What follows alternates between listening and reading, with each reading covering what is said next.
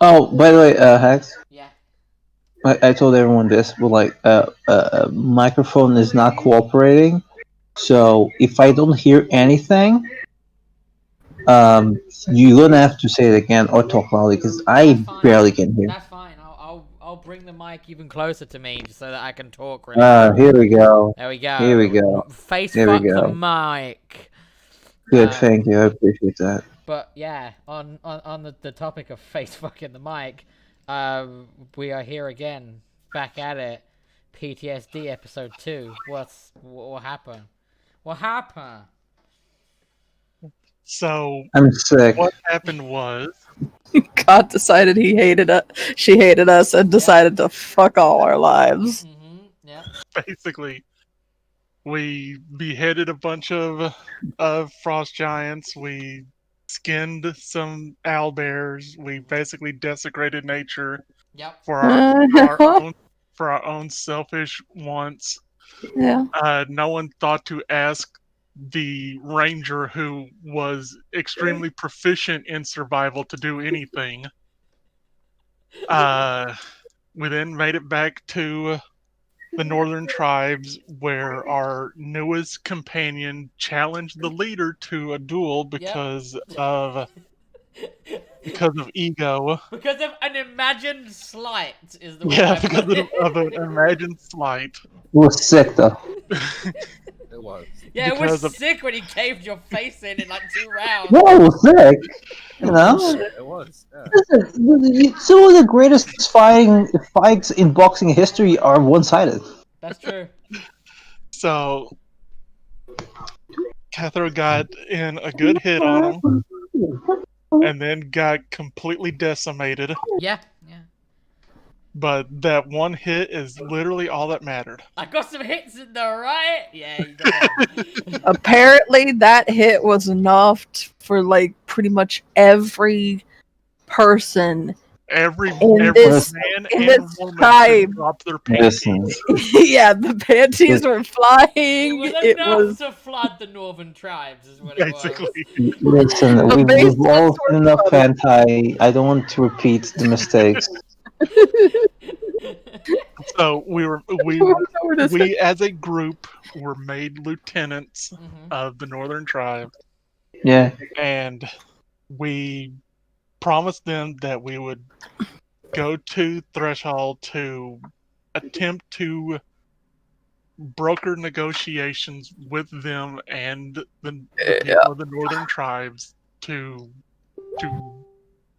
reach a peace accord, Mhm. to where that they would be treated more fairly, so that civil war would not break out, and that they would utterly decimate Threshold, which they would otherwise normally do.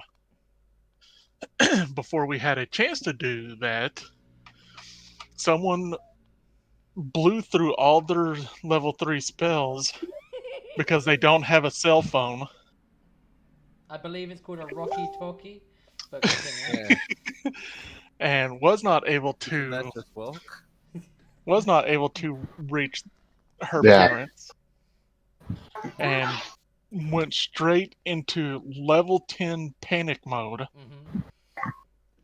and it just went downhill from there. She tried the 3 shamans. They pretended they didn't know who Neristine No, no, was. no, no, no, no, no. Incorrect. They didn't pretend. They don't know who I Nerystine know, I know. I'm just being an asshole.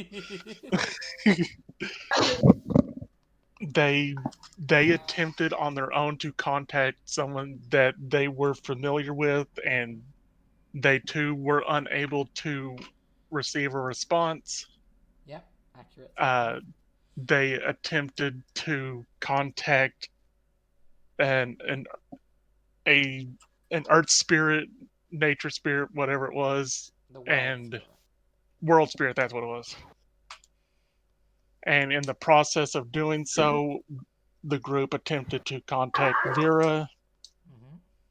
Uh, all the while, everybody, the group and the 3 were met with a message from an advocate of the void, Ananis, Yep. saying y'all are fucked. Y'all fucked. Ugh. Ready? Shut the fuck up. Life is too noisy. Shut the fuck up. And Sarah then went straight to level 20 panic.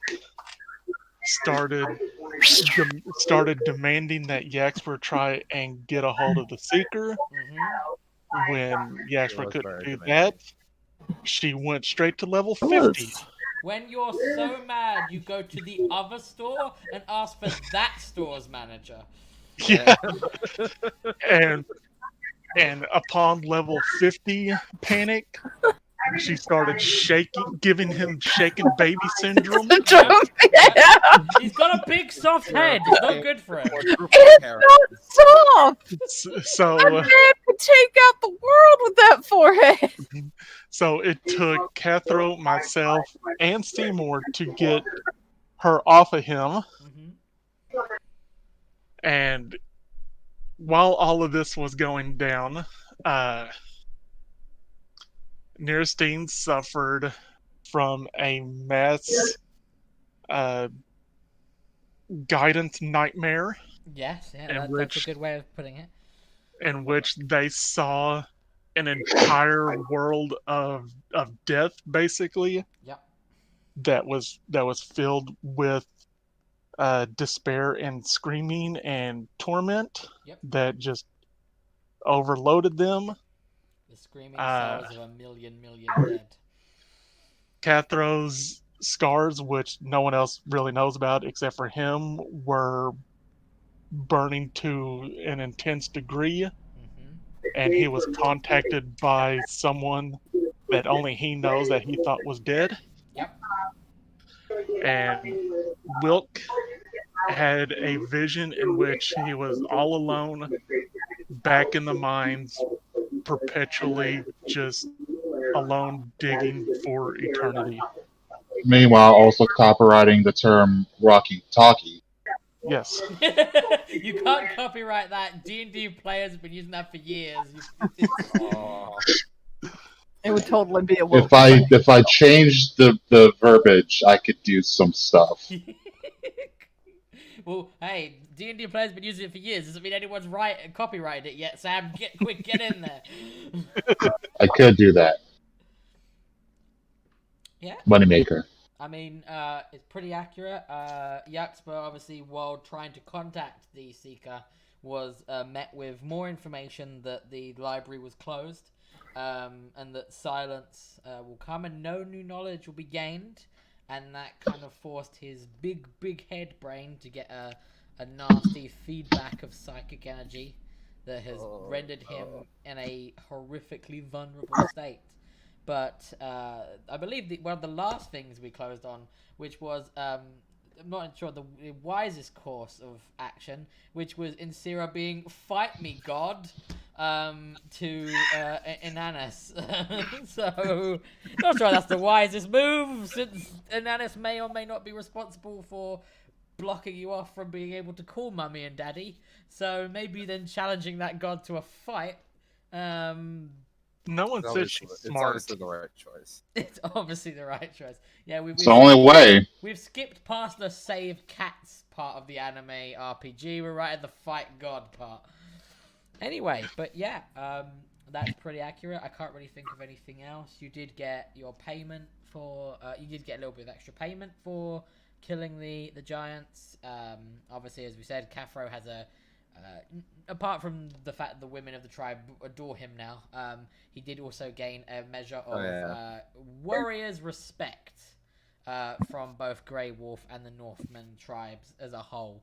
So there is a kind of sense of warriors' respect between them now that might help things move along a bit in the future. But yeah, sure enough, that takes us back to where we are now. You're all just coming out of your horrific hellscapes and or PTSD episodes and or anxiety attacks.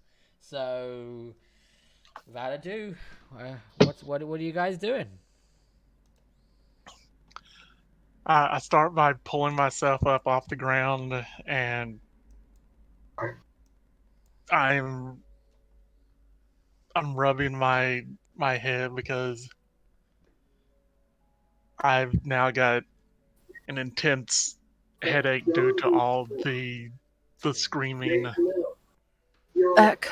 and I'm just looking around to see just what in the hell happened. So roll me a perception check, and then we'll kick off what you can see from the people around you. Right, so that's a really good perception check. It's almost a crit, I believe. It's one away from a crit, actually. So I'll give you some information about what's going on in the world around you, besides your own players, and a little bit about some of your own players. So if you look you to your right, you will see that there are the three shaman-esque individuals that you at one point were the three who see, but maybe not quite sure anymore.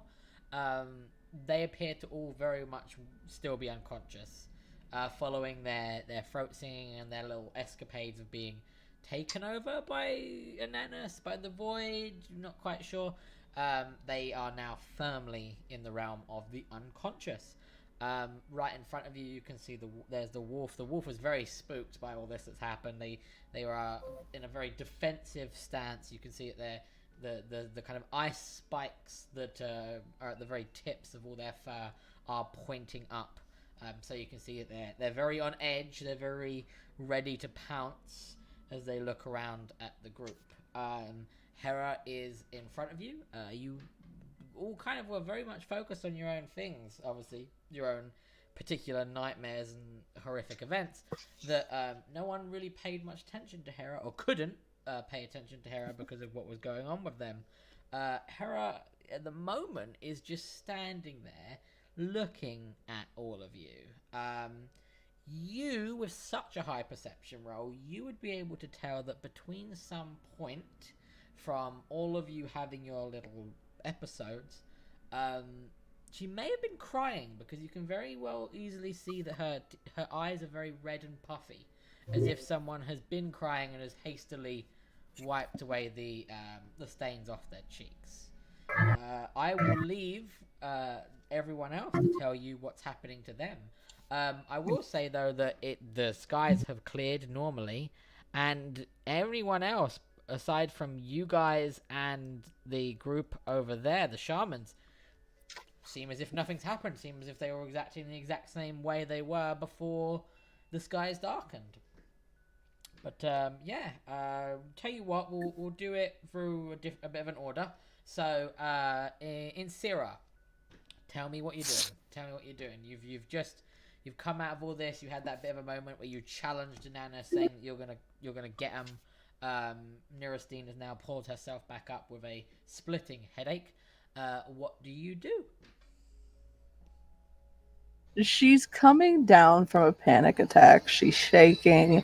She doesn't seem like the normal, like, kind of confident person she is. She's just like, all of this has shaken her to a very high level.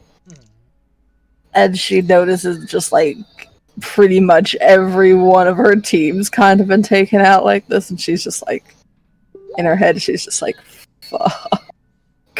Yep, I would say if you have a passive perception of 9 or higher, you would have completely seen everything that happened with the other people, and you would see that the other people were in some form of horrific recovery right now. I just kind of think like Niristine's screams kind of would have like snapped her out of it, because it's like, okay, someone's dying, lovely, what's going on? Is the noises that Duxper's making. She's just like, oh. You look at his brain and it's glowing for half a second, and it almost looks like, for a second, you're like, is it melting? It's not, but you think it might be. It's oozing out of his ears. She's just like, maybe his forehead will get smaller. Maybe. This isn't the time for aerobic exercises. Well, at least Won't's talking normally. She looks at Niristine, she's like, you okay? Yeah, I'll be fine. Are you okay? Will you be fine? If not, if that isn't all a lie, roll a deception roll for me. It's absolutely a lie. Roll a deception roll for me, please. Now, Insira, roll me an insight. I want to see if you can tell if your friend or companion is lying. Here's the thing. Good, important choice of words. Okay, yeah, I'll do that, actually. Companion, not friend, because I was sold down the river. Oh, bitch, shut the fuck up. That's the one thing I forgot to mention was There's no way you can tell if she seems very abrasive, but Nirastine is abrasive sometimes at the best of times. So Here's the you thing. can't tell. Logically, in her head, she's going, okay, it's probably that game we play where we're going, yeah, we're fine, and we're not. I'm not going to bother to look into it right now because the Axpers and Hera is very much not apparently there, so she's going to check on Hera. Okay, so roll me a perception roll first, because I want you to see if you get how affected Hera is, or if you don't. So roll me perception, please. No. Motherfucker. You see that Hera's there, and she's kind of not moving, but you're wondering, like, maybe she's a bit in shock of what's happened. But you're too far in the worry of what the fuck's going on with Yuxpa, what the fuck's going on in general, that you just don't notice the red. She just asks, Hera, are you okay? Hera nods a moment and goes, "Yep. But what happened to all of you? You kind of had a moment, I guess. I was gonna rush towards to help you, but then the next person was going through the exact same thing. I kind of lost it a little. I feel like that's Sorry. perhaps an understatement.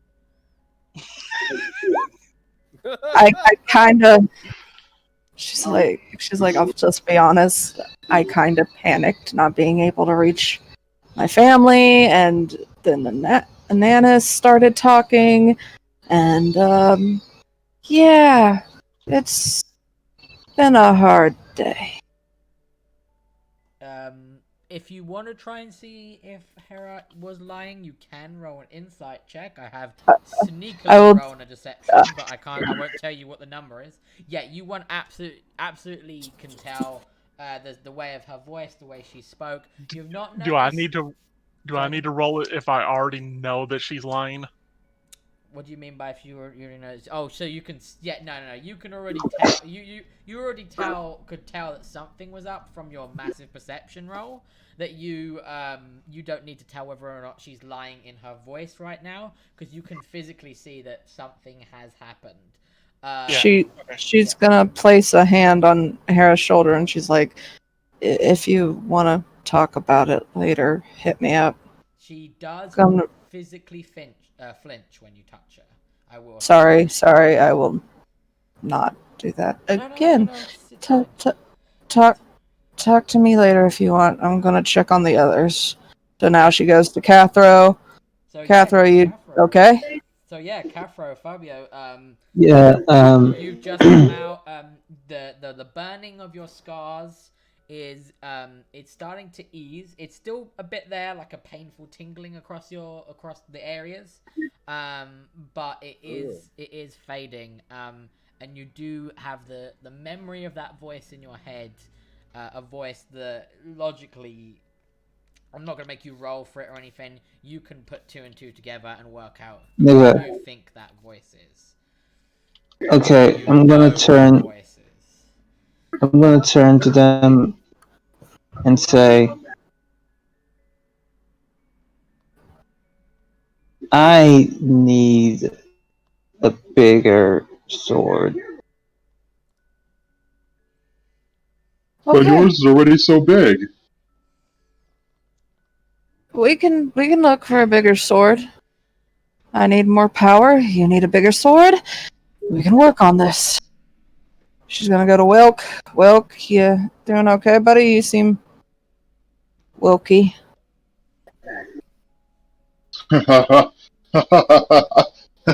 Walt will speak up and say, "Yeah, he's fine now." Can she insight check that? Well, what I was gonna say is, Sam, if Wilk and or Won't is lying, roll me a deception roll. No, well, Juan is not lying. Okay. Well, it's not if lying. He's not, if he's not lying, No, he just really found that funny. Okay. I can never tell with Will sometimes. So I'll just move on. I will say with these with the deception roll, guys, I trust you all now to if you think your character is lying to roll a deception roll or not based on that. So yeah, just like Oh, Wilkie. She's gonna go to Yakspur last and go, Yak, buddy, how? She's gonna be like, okay, she's gonna wince a little bit because it's a little loud. She's gonna go, I'm a When he acts like that, like I reach up to slightly cover my ears as well because of just the massive headache I have. She's gonna go, I'm sorry about freaking out on you. Did I shake something loose? Right, Devin, I need you to describe me so I know that he's making these noises, but like what is he? Is he standing? Is he on the ground in the fetal position? He's fetal. He's fetal. He's fetal. Okay. I thought he was, I just wanted clarification. She's gonna go to Seymour and be like, "What? Watch out for him, please, until we start moving." He's gonna pull out his board and he's gonna write out, "Ding dong, Daddy's not home right now." He's in a very powerful position, but also the server. Are we gonna be able to move him? Hera's gesturing to Yak on the floor. I mean, Carry him. no, and Sierra's gonna look at Wilk and be like, "Wilk, buddy, can you pick Yak up?" well, we could try. Okay. All right, and then Please don't drop him on his head. It looks like it's already damaged. Whatever. We need to roll for strength. Roll athletics for me. Oh, Okay. It depends. It depends. All right. There's a point I need to ask. Devin, are you fighting this at all, or are you just letting this happen? Can't fucking move. Okay. Roll me athletics at advantage then, because he's not attempting to contest it at all. 22. Yep. You are thank Jesus. more than strong enough to pick up Yaxper in any way you see fit. Cool. So Will picks him up and pats him on the back like a baby. Aw. And Sierra's gonna give Wolfie 2 provisions, because, like, Wolfie's just seen them all lose their shit, and she's like, here's a treat. Here's my Sorry. hand. Here's both of them, if you please. At this point, she wouldn't care. She's just like, fuck, man. She's out of it a little. So I'm going to take off 2 provisions. Yep. As you are doing this, you would have noticed, all of you would have noticed that your friendly, Threshold guard, the friend has appeared. Torb has appeared and is looking at you all and going, "What the fuck happened to yous?" I'm serious, just going to look at him and be like, honestly, not 100% sure. Bad news, but let's go back to Preschel. Wait, what bad news? What happened?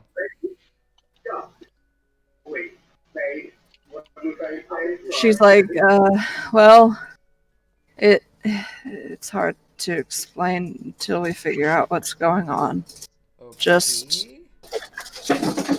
let's go back to Threshold and get this hopefully figured out. Okay, I know when to not ask questions, but okay, I'll lead the way, I guess. Is one of your friends? Oh yeah, he's just carrying him. Okay, that's fine. Right. Move you all into a good way that I can copy and paste you.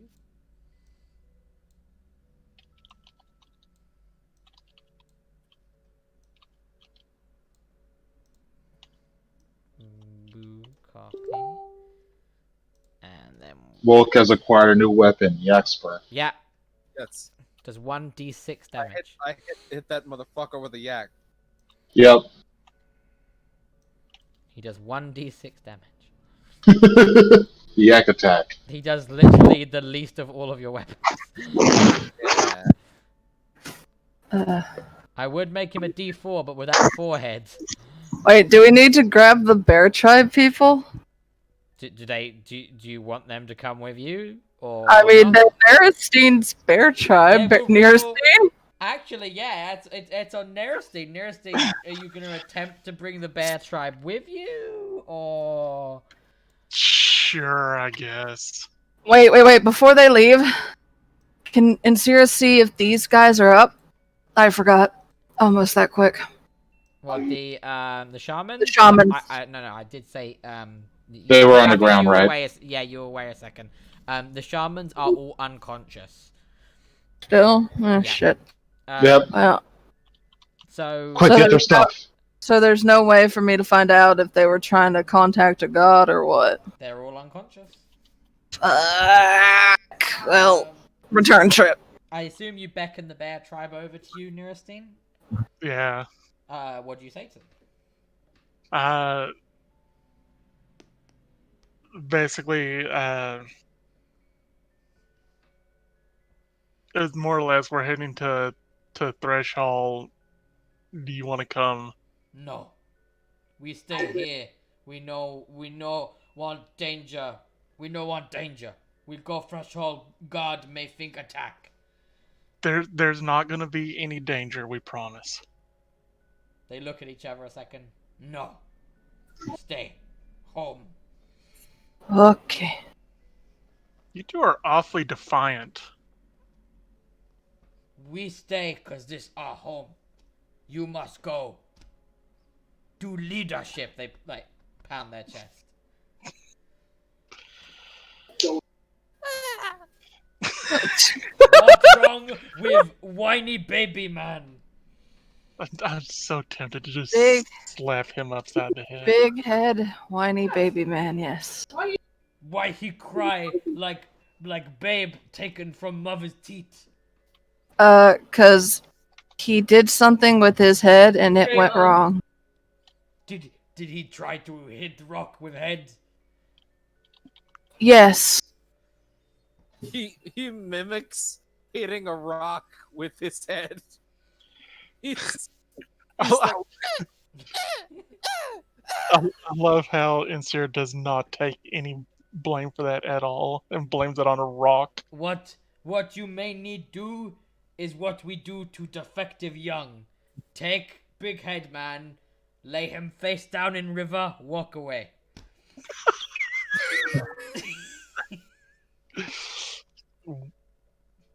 Believe it or not, I would love to do that with some of these people. Back. Then why not you do it?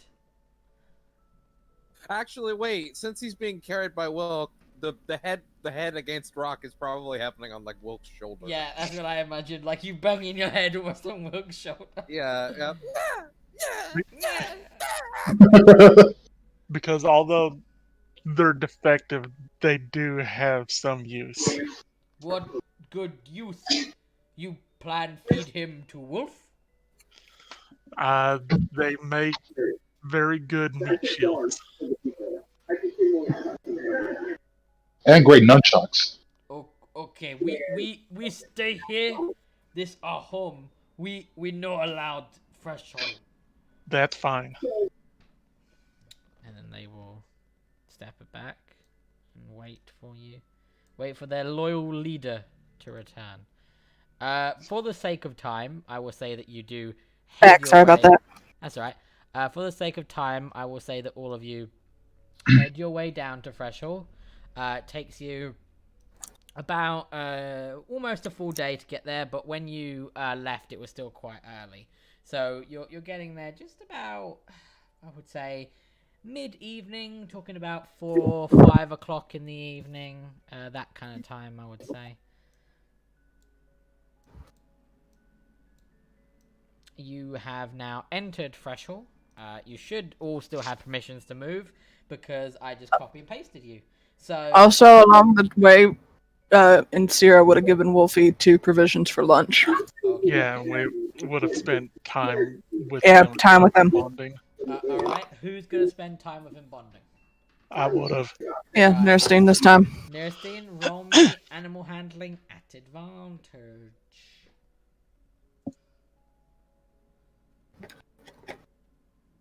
Ooh, getting close to a failure there. It seems a bit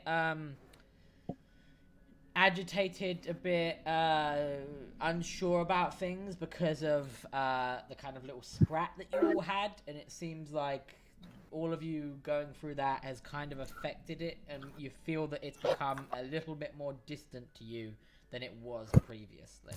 Just a little, not enough that it's going to suddenly turn on you and bite all of you or anything like that, but you can tell that maybe if you'd gotten one less, you wouldn't have passed the DC. I mean, that's a weird thing that you think, but it just suddenly comes through your mind for some reason. But yes, that is that. It still seems relatively happy. You've seen its eyes. It's watching you all very cautiously and very carefully. But yeah, after that, after some time, you get to Fresh-Hall itself. What do you do now?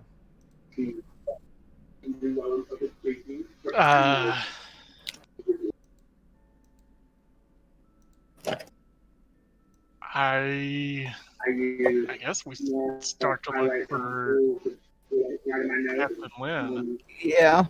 Okay, well, you guys can freely move as you normally would. Do whatever you want to do.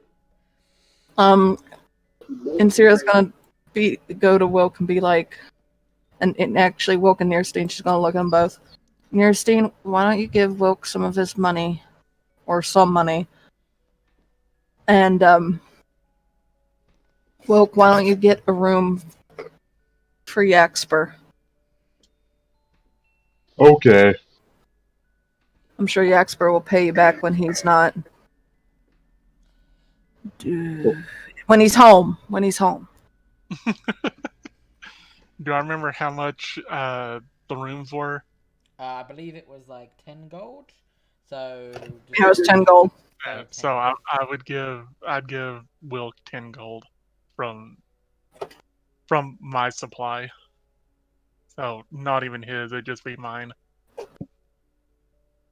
Sierra's gonna walk ahead and try to find a guard. She sees one. Yay. So after they've all walked off, I look over at Hera and ask her if I can speak with her for just a moment privately as I head over towards the fountain. Yeah, sure. So, And I call the wolf over with us. Okay. Just so that I can have a place to just like hang out. Okay. The wolf goes over towards the big fountain, and you see it dip its head in and just lap up. Aww. Just a giant water dish. It's treating it like a giant water dish, yeah. Yeah. It's been a bed and now a giant water dish. Lovely. You notice that some of the water begins to chill because it is naturally a frost creature. Some of the water starts to chill and frost a little as it laps up. Wait, would Wolfie be okay here? Yeah, he'd be okay. Okay, I figured, but I wanted to be sure. It will be fine in most environments. It favors cold environments, but it will be fine in most environments. There's one environment it won't do fine in, Red Sands, but yeah, I know. You know, well, I wanted to take the wolf back home. Creature of frost in a desert, you know. But yeah, that means we're not allowed to go to the Red Sands. Sorry, Caitlin. Yes, we are. Let him die. Let him die. Right. So, what we'll do is we're gonna do this on a initiative roll. So, what I would like you to do for me, Insira and Nurstein is roll me, click your tokens and roll initiative, and then we'll work out what side goes first, because both of these could be quite. Damn. Ooh, now. Damn! The one Oh, time God. I was like, there's no way Kara's gonna get lower than me. Nat one. Like one away from a crit. Okay. The one time I get a decent initiative roll. Fuck me. So I got to get those terrible rolls out of the way early. Yep, get him out of the way. So, in Syrah, you have walked up. You see that there is a guard standing there. You see he is at the battle ready. He's got his shield on. His sword is already drawn. You go up to him. What do you do? What do you say? She's just gonna go. I need to speak with Captain Lin about the Norsemen. Are you one of them? Are you one of them? You see him start to point his sword. He seems a bit on edge. She looks at him for a minute, looks at her and just like kind of gestures to herself. Don't you gesture to yourself. You answer my question. Answer my question. I'm from the Red Sands. Captain Lin sent us up to talk to the Norsemen. How can I trust you? How do I know that's true? How do I know that's true? Tell me. Just slap them. You either take my word or not. If not, I'll try to find Captain Lin. As you're saying that, you see another guard come down. It's like, what's going on here? I'm trying to speak to Captain Lin about the mission she sent us on to the Norsemen. This guy's freaking out. What mission are you talking about? I'm sorry. She sent us to get. I'm sorry. I just need to speak to Captain Lin because I forgot that it was a secret mission, wasn't it? Yeah, it was a secret mission. Well, Captain Lin is very busy. She doesn't just talk to Devil Spawn like she's got free time. So how about you and your kind leave like you should? Oh yeah, that's too far away. I can't hear that. Yeah, you can't hear that. She's just gonna take a deep breath. She's like, "Will you please tell Captain Lin and Sierra would like to speak to her?" Please nothing. I'm not gonna bother the captain with your little times. Now listen, if you don't want to leave, I'll happily arrest you like all you and your kind belong to be. So either leave or I'm gonna arrest you, okay? Fine.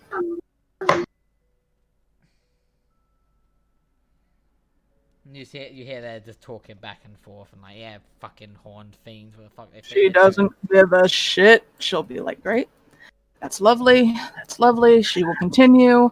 She knows this is the blacksmith's. Yes, that is the She knows this is the general store. Yep, and you can even see that Trevor is kind of just standing there outside, kind of just looking, crossed armed, like looking around. You can see these. Wait. She's just gonna go down here. Okay. She's gonna go down here. She's gonna go back to this guy. Mm-hmm. She's like, "Can you please help me talk to Captain Lin? The guards refuse to let me see her because I'm a tiefling." Oh, Part tiefling. I'm kind of not surprised. It might be some of the new ones. All right. Follow behind me. And Thank you. You follow behind him, but he is a dwarf. You are much taller than him. It's not necessarily. I will appreciate this. It's not necessarily behind, but there, yeah. He goes all the way up here. She follows. And as he gets to about there with you, this one sees and steps in to here. And this one follows. And they both look at you and they go, "What did we just fucking say? Get your fucking filthy horned face out of my town." And then Torb kind of looks at it and he goes, "You know, you probably shouldn't talk to people visiting our town like that. You know, it could give off the bad idea that we are just racist bastards like you." And he turns and looks and he's like, what the fuck are you talking about?" And like, "Yeah, it's exactly what I'm talking about. Fucking idiots like you. In fact, actually, what's your name and rank, buddy?" You see him steal up a second. He's like, I don't have to give that to you. I I think you fucking do. And Sarah just gives a knowing little smile. I think you do have to give your rank to your superior. He's not my... And you see a smile, a bearded smile on Tor's face as he said, actually, buddy, I'm the second in command here. You must be very fucking new. Actually, I'm the manager. Where did Wilk put me? You're with him. You're down here. You're gonna be going to a room, no, buddy. yeah, I think you're being I'm taken over to here. your own room. You're D4. Me, yeah. Right. I'm trying to take him to a room. Alright, so, yeah, please follow with him. Sam, you would have handed over the coin. I do not have control of Seymour, by the way. Oh, that's weird. You did last time. Sam, you go in, you give him the 10 gold. You're free to take him up to any of the rooms you want. Seymour should be able to be used now, by the way. Okay. Well, we'll take him up to this room right here and just toss him in like luggage. You're gonna toss him in. Okay. Roll He's me. face down, probably suffocating. Roll me That's fine. an athletics check, please. Oh God, Okay. Oh, that one, please, Lord. Oh damn. Okay. Right, you get flung onto the bed, but you hit the wall first, and then you hit the bed. Please take 5 bludgeoning damage, Yaxper. Wilk's mentality is like he's begging to take it. why can't I access his health? Oh, there we go. That was weird. It wasn't. He's 1/4 forehead. Just Take imagine just imagine he's on your back. He's hits the wall like a lump. You hear? He's just. Oh, look, he's all and he just crumples on the bed. He's like half off it, completely out. Oh, look, he's all tuckered out now. Yeah. Seymour checks his head. This is a massive bruise. A concussion has happened. So yep, that's what happened to you guys. Torb then kind of gives this fellow a firm talking to, and he's not entirely sure if he is his boss or not. He's not quite. He's the way he's talked. He's shown that he's very new. It's almost as if maybe he was put into the guard while you guys were away, so he has no knowledge of who you are. Eventually, the ruckus, however, does cause Captain Lin herself to come up and say, "What the bloody hell is going on here? Guardsman, what are you doing?" He's like, "Oh, I'm just, I'm talking to this dwarf that dares say he's a member of the guard." Well, yes, he's a member of the guard. That's Norb. That's Torb, you fucking idiot. Go and guard the front entrance. But what about the tiefling? Yes, what about the tiefling? Well, you know, we kind of can't You mean the devil spawn? Yeah, we can't let them in. And she looks at Or him like, spawn. she's like, what the fuck do you mean we can't let them in? Go to the fucking front of the fucking area, please. Please march and guard. March and guard, okay? And he kind of... And Sarah's just gonna give him a cheeky little wave goodbye. He kind of... Someone got out, Karen. He kind of... He hangs his head and he kind of goes towards the door, and then his friends are standing there, and she looks at him and goes, "And how about you? Are you doing anything, or are you just going to stand there?" He goes silent. Go fucking stand with your little friend, your little toy soldier friend at the front, please. The adults have work to do. Like toy soldiers. And he goes to stand defeated by Cathro. And Lynn looks towards the two of you and goes, I see you're back. Where are the others? Did you lose someone? I don't see... we lost the other half orc, but well, Damn it. What? we move on. It's a story for later. The thing you need to know most is that we've talked to Grey Wolf. You talk. He's- You didn't, and then she gestures like a throat-cutting kind of motion. Sierra's just gonna be straight up with her, hun. She ain't gonna call her hun, but she's just gonna be like, Captain Lynn, if we had tried that, we would have all got our ass beat. Legendarily. He is that powerful. But we talked with him. We actually got made lieutenants. That was an interesting day. Sorry, what was that last part? She says, as you see her visibly reaching for her sword.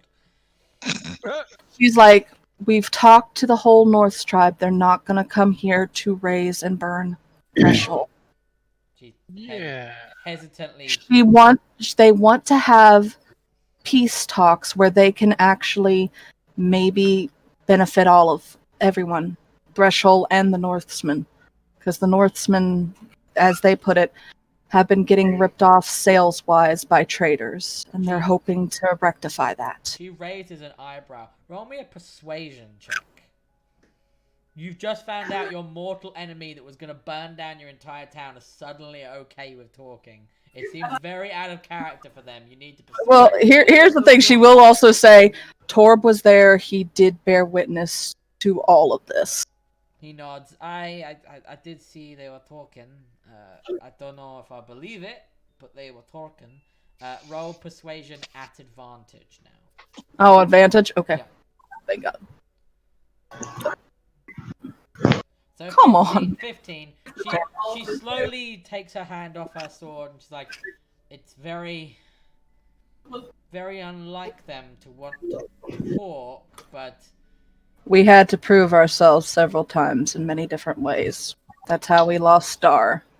He fell to Gregor the Indomitable, who we killed I never liked that one. wait, hold on. You killed Gregor? in a Gregor? battle. It was an honor battle. It was above. They were. A lot happened. What's this we business? Hey, we all helped. Shut up. They had us fight frost giants, which is where we got the new guy. You killed the frost giants? I was going Yeah, to give that. That's why. We found your guy Cathro on the way.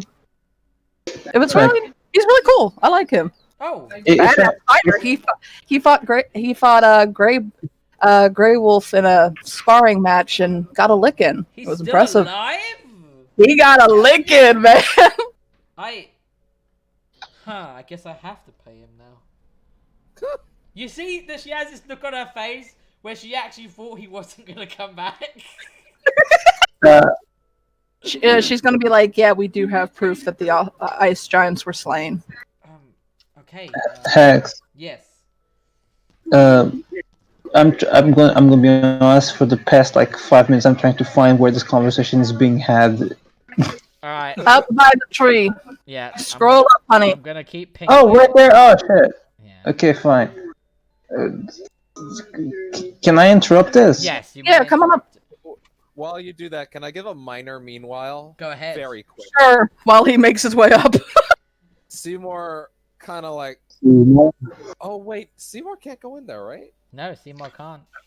Okay, well he didn't. Then I guess he never went inside. Yeah. For niceness, I'm gonna say he didn't go inside because if he went inside, he Yeah. would have poofed. So He's, Yeah. he's standing at the door holding up signs trying to get Wilk's attention. But he has a telepathic connection, so he knows that he hit the wall like a sack of hammers, right? Oh yeah, he knows. Okay. He feels it in Like, his carapace. Okay, I'm gonna say this. He kind of knocks on the door, like Okay. to try and This get is Wilk's attention. Huh? Yeah. Would Wilk be able to hear that? Roll me a perception check. Okay.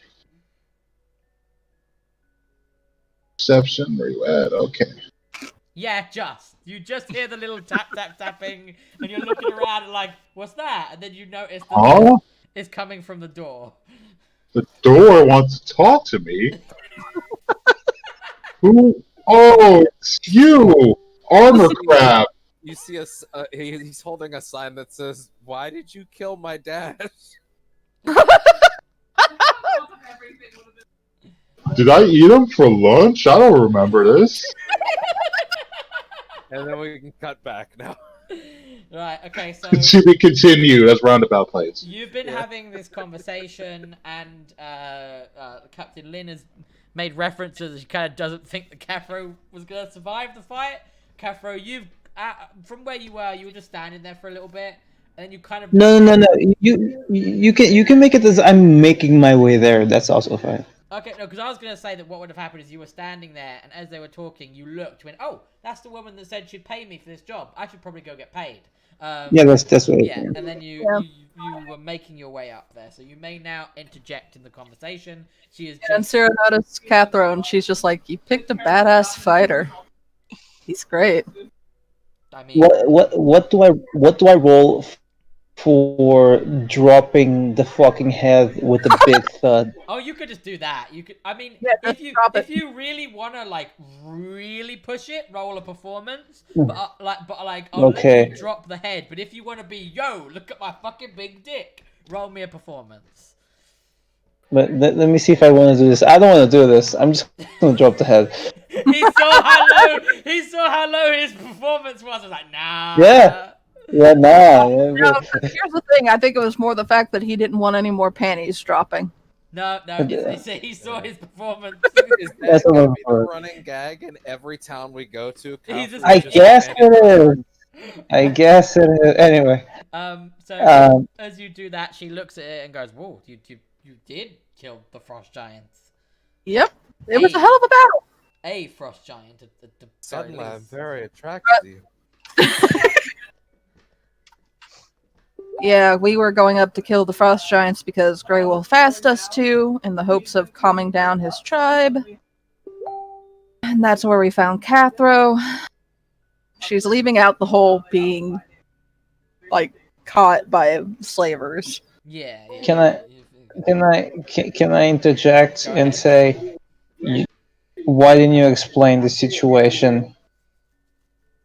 Well, your situation was to kill the giants. I explained your situation. I honestly didn't think that you would get in the way of them, so there was no need to explain. Why didn't you explain that my influence might have some repercussion? Your influence was no influence. You were there to kill the giants and to come back. That's all your job was. I didn't want to get Okay. involved with the Northmen at all. You were there to kill the giants that we had reports on. In Sierra's Okay, I don't trust you at all right now. Roll insight. Pay me. Roll insight. roll insight, yeah. Yeah, roll an insight, and I will tell Captain you. Limbs usually straight up. And I will tell Wait, you. I have to inside? Yes. Yeah, you roll insight to like. Why? Because I wanted you to know if you if she's telling the truth or not. Doubt. I mean, yeah, you can Where is doubt, it? but I want to see if you can try to learn anything from her. So. Oh, geez, no, it's 11. It's 11. It's 11. It's It's 11. 11. So you kind of like. She doesn't sound like she's lying, but you feel like there's some bullshit in there. Whether or not she's actually bullshitting, or whether or not that's your internal mind reading into bullshit, you're still a bit Blazing iffy. bullshit. You're still a bit iffy about it. So you ask, you pay me, and she goes, yes, okay, no problem. She walks up to you. She takes off a small purse. She opens up the purse. She went, yes, 300 gold. There you go, exactly as we agreed. Give me a minute. Okay. And I'm going to just ask her very succinctly. If you hire anyone like me again, it might be different, and I'm going to leave. Are you trying to threaten me, sir? Is that what's going on? No threat at all, because I'm not doing anything. I have more important. Well, I understand Billy. you did us all a favor, and I regret. Oh, he's gone. Oh. I'm very ignorant of that man. It's just gonna be like he's very peculiar, but one hell of a fighter. Well, he earned his 300 gold. For those at home, he was paid less for a much harder job than y'all were paid to kill some ogres and trolls. Just putting that out there. Listen, I don't know how the fucking taxes and fucking economy of this is. Oh, poor Fancy. Fabio, you got fucked. You got fucked. Yeah. Is what I'm saying. That's fine. That's fine. Okay, so great. So you're role playing reality. It's fine. It's okay. Aw. Wrinkling in reality. Fine. And Sierra's gonna look at Captain Lin and be like, would Threshold be willing to have peace talks with the Norsemen? If they genuinely mean it, They do genuinely mean it. We've talked to Grey Wolf, we've talked to the tribe. We would like to. We want things to be better for both sides, and it seems like talking is the only way that's going to happen. if they are willing to come down to a neutral ground, not here, not there, in Neutral the middle, ground. I and my men will talk to them. The mayor probably won't want to be involved. He's never wants to be involved, but I will dictate the peace talks, and if they present fair terms, we are in agreement to bend a little towards them. However, if they attempt any hostilities, any ne'er-do-wellisms, things will be different. But I am open to talking.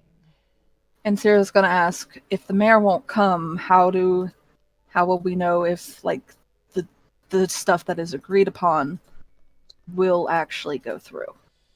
And this is where Torb gives you a bit of a nudge, and he goes, "You see, lass, the mayor of Threshold doesn't really give two shits. He's really more to stand there and look pretty. And Oh, one of those get guys. paid to live in a really nice, big, fancy house. It's kind of me and Lynn that actually run the place. That's kind of why it's her that welcomes people in, and not the mayor." All right. Yeah, we'll speak to Grey Wolf again. We'll see who he wants to speak. Do you have a neutral place that you would like this to occur at? Torb nods, and then Lynn agrees and says, "We will send a messenger up there. It is a good test of this alliance if we can send one of our people up there and they come back down alive. I do hope you understand that you cannot be involved in this peace talk." That is more than fine with me. You see, she gives you a nod, and she turns on heel to walk away, but then quickly turns back. "Oh, your group. I need your name so that I can put it in our lodger of debts." Oh shit! What did we decide upon again, guys?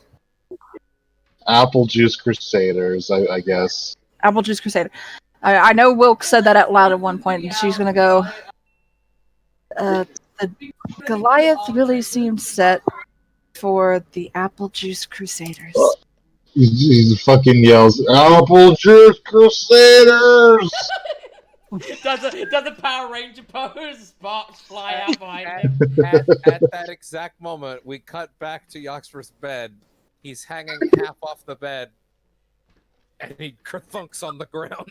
I like to imagine when Lynn asked that, we just cut to everyone as everyone just first Applejuice Crusaders and while they're doing their own thing just for no reason. Like some fucking art film. Apple. Everybody except Neristine, who just refuses. She deadpan looks the camera in the eye like The Office and just goes no, and then he cuts to another character. So Captain Lynn looks at you and like, "Apple Juice Crusaders." And Sarah goes, considering the hits that the Goliath dishes out and the beating he takes, whatever that man wants at this point. Applejuice!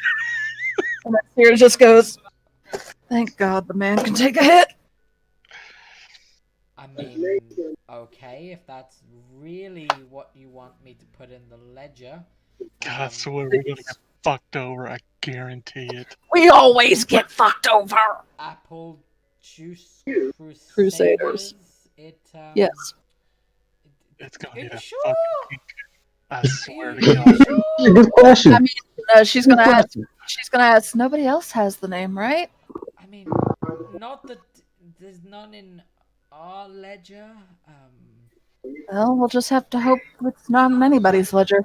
But yeah, no, Applejuice Crusaders will There work. He was. was a group for a while ago called the Red Apple Knights. That was a group that was very strange, but There were a bunch of Oh children. shit! Wait, Is that the fucking Jungle Crew? wait, hold on. No, it's not. Hold on. Do we want to change it then, or is it good, or what? Hex, I'm legitimately asking so we don't hopefully get. No. So she's saying she's like. She's saying there was a name that was similar. Yes, there's a name in there called the Red Apple Knights, is what she's saying. Disciples of CD. It's a shame Wilt can't hear what's going on right now, isn't it? Otherwise, you'd be losing it. Actually, you know what? You know what she's gonna do? She's gonna say, well, that is rather similar. She's gonna be like, hold on for just a second, please. Will, Cunny, can you come over here? Huh? Applejuice! Applejuice. All right. All right, she's gonna lead you and walk to Captain Lynn. And she's gonna be like, Wilk, I know you really wanted Applejuice Crusaders, but there's a name that seems to be similar with Red Apple Knights. Do you still want to go with Applejuice Crusaders? I mean, they're red apples. They're also green apples. They're also yellow apples. There's different sorts of apples. It's true. That is a fact. There are different sources of apples. I had to go get this man. She looks at you and goes, yes, I mean, it's okay if you still want to be called the Applejuice Crusaders. I was just saying that you asked if the name was taken, and I said, no, the only name in the book that's anywhere near it is the Red Apple Knights. Oh, okay. God, I didn't Goddamn, know I just realized that if different. that's the I'm name, sorry, we do things a little different in the Red Sands with this. So I wasn't sure if we had to do a completely different name or not. Sometimes I look at the bottom of a flask in my apple juice and just see little glimmers like stars in the sky above, chasing after them. Are you sure you're drinking apple juice? She says as she like squints at you, thinking that you are drinking some kind of hard alcohol or LSD based substance. Trust me, Juice based. apple juice. He's a worshipper of CD. Who? CD Applejohn. Don't you know? The god of all apples. She looks at you and then she mutters something, and you're gonna need to do a perception roll. She goes, "I thought he was just a trader that like got divorced." Oh, I'm making a perception roll. So perception, right? Yeah, perception. Yes. Yeah, both of you would have heard her mutter. I Holy thought he was a shit. trader that got divorced. Wait. You've seen CD Applejaw. Ugh. I mean, Well, it's like, no. Because he's looking for his god. Apparently the god went missing. hey, what? She's really perplexed to this. Like, I she doesn't I get it. don't. Like, I literally don't understand it either, but CD Applejaw is apparently someone Goliath's worship, a certain tribe worships. See, He's looking for him. CD would never debase himself. He was an honorable, very stoic figure in our lives who just left apples and went off on his own religious journey. Yeah, Maybe. he came through here like, I don't know, almost decades ago, I think, and he went up towards the mountain trying to sell apples. No, he gave them to us. There's no monetization involved. No, he was trying to sell them to us. transactions in this shit. Watch just shaking his head, just slowly, like trying to turn the other way to avoid the conversation. No, I'm telling you, he didn't try to sell it to anyone. He gave it to us for free No, because he's his god. he tried to sell apples to us, but we didn't buy any because we don't need any apples. We have our own apples. And, I mean, his apples are a bit soggy, so... Well, I'm gonna talk to you over here. Just follow me, Welk. We're gonna... Okay, we'll talk near this dead body. That seems right. Wilk finds out there's no Santa. Welk, I'm only talking over here because I feel very comfortable in front of this dead corpse. Listen. CD may not be what you think he is. Oh, well, what is he then? Is CD from what from what I read in the archives, just a tad. When I had spare time as just a sock, I found that he was just kind of an asshole, and also there are rumors he may have cheated on his wife a few times while he was on his road trips. I mean, those are just rumors. No, I'm not. No, don't you say this. Woke is going to actively try to take. He's strangling Juan right now. And Sierra just kind of is watching and looking at Lynn and just going, yeah. Face it, look, your god is false. Can Just like your ego. You can No! Nearestine, you can see this because your perception's so high. You would be able to see that at one point they were all talking there, and then Wilk and Won't moved away, and now Wilk seems to be trying to strangle Won't, and you're kind of very confused because you're trying to have a conversation. Well, listen, Wilk, you. I'm just rubbing, like, I'm just trying to, like, I'm squeezing and rubbing my brow, like, why am I still with these idiots? Yeah. We're entertaining. Well, listen, you may not have a savior, but you can be one. You can be what CD never was. Follow your dreams, and then Wilk, let's go. Follow my dreams. Like at the bottom of that flask of apple juice. Stars dwindling to the bottom of the flask, twinkling. I'm so glad I did this. I will chase after those dreams. I will chase after those stars. We are the Applejuice Crusaders. Stares at camera. And that goes back to Lynn. You see she's taken a book out from her satchel, and she has an ink-quilled pen and just writes apple juice. She looks at Insira like last time before I fucking finished the ink. Crusaders. Yes, we are the Applejuice Crusaders. I do not regret this. He is a very happy Goliath. And she's just gonna reiterate. Just the traders are a really big thing with the Norsemen. Apparently, like I said, they're really getting ripped off price wise. So I don't know if you guys would have any control over that. Oh crap! And just was there. for a pat. Like, I don't know if you'd have any control over that, or like if you'd have to also bring the traders with you, or.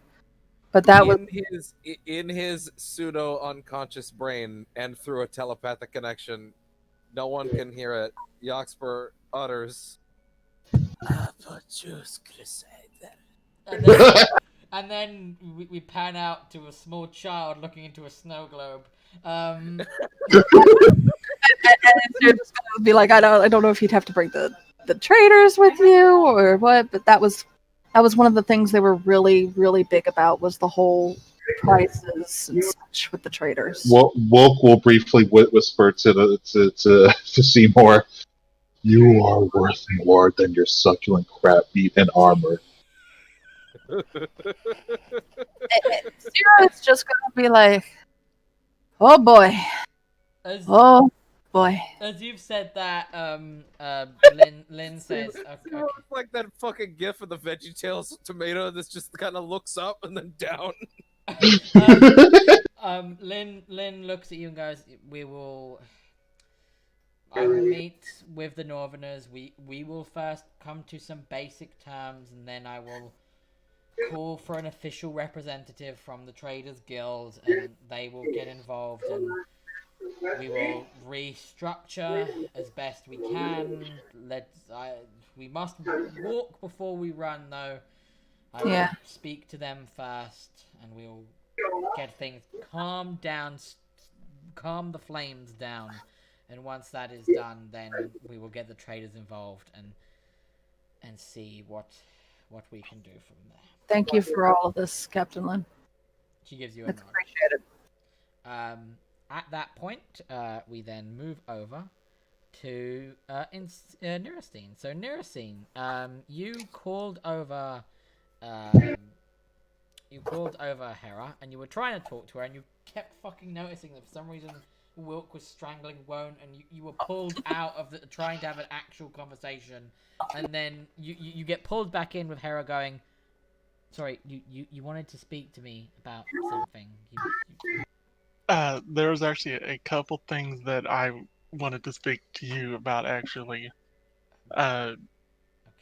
Number one, when we were at the camp, I had noticed that when I had snapped out of my fit, that you were actually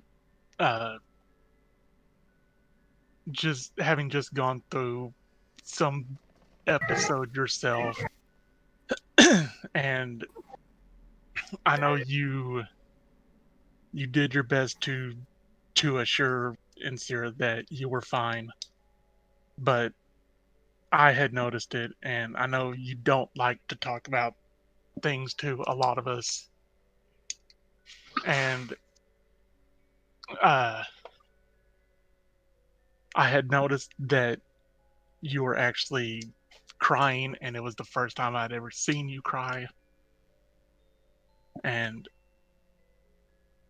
I just wanted to know what it was, if anything, that you had possibly gone through, since it seemed that possibly several of us were having episodes. And if you don't want to tell me, you don't have to. I'm just curious, because I know that you don't really have anyone at the moment. You're kind of blocked off, and we do kind of have to trust in each other at the moment. So she takes a very deep sigh, and you see that she walks towards the edge of the fountain and kind of turns away from a second, then turns back and sits on the edge and places both her hands on the rim of the fountain. Roll me a persuasion now.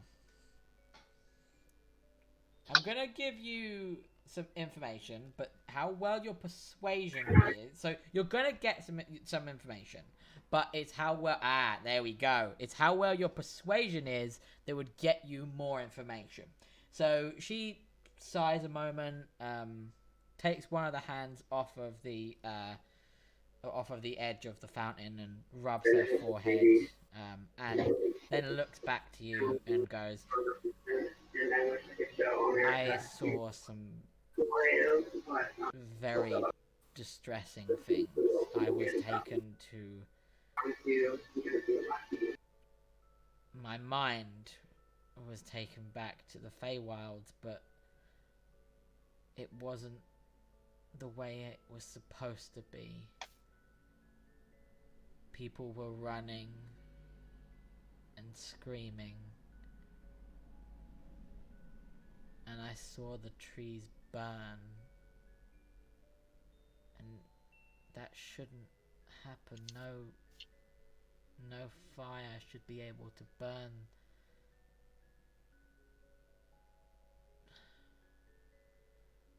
I saw a lot of people that are very close to me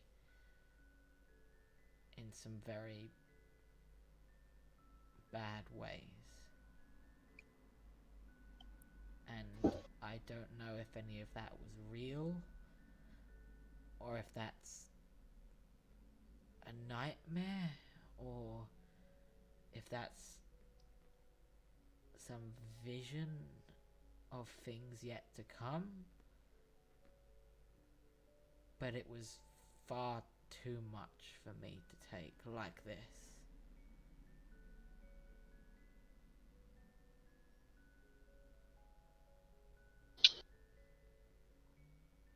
I honestly can't tell you one way or the other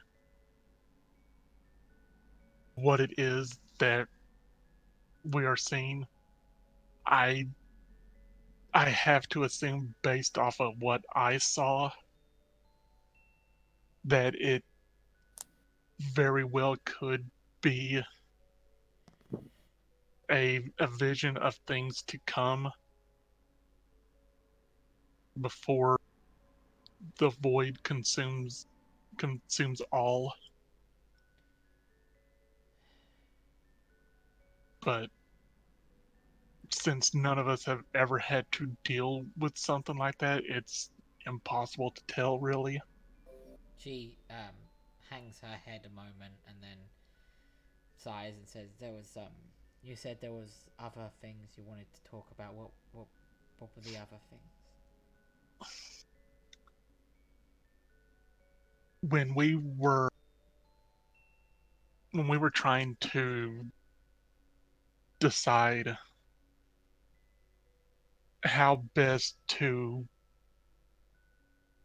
deal with you, for lack of a better term, whether it was to allow you to return to the Feywild or to have Vera put you back in your body, I attempted to speak to you on the astral plane, but I don't think you could hear me. I doubt you could hear me. I don't even know if you could see me when I was there. She shakes her head a little bit. But I I had attempted to reach out and touch you. And when I did, this had happened, and I removed the gauntlet and showed the necrotic damage. Okay.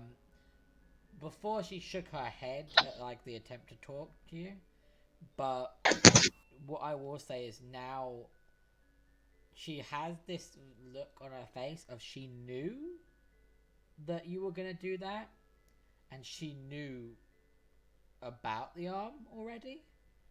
Um, and after a moment of just like peering at it, she says something completely different to what you're talking about. She says, "When you use your power, when you use guidance, you've looked at the dead, right? Yes. Have you tried to look at the living?"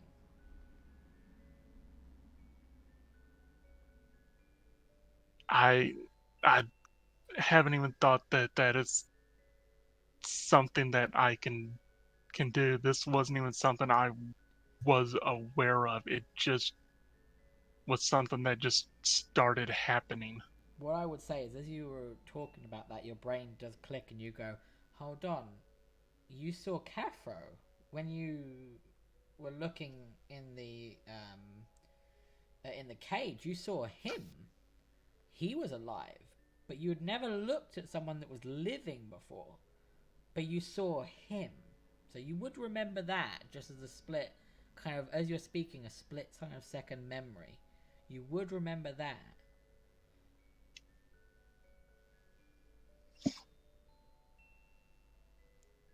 I mean, there there there was there was him, and I do point to Cathro, who I he's the only one that I do recall seeing. But only recall seeing him because he was the first living person you tried to look for.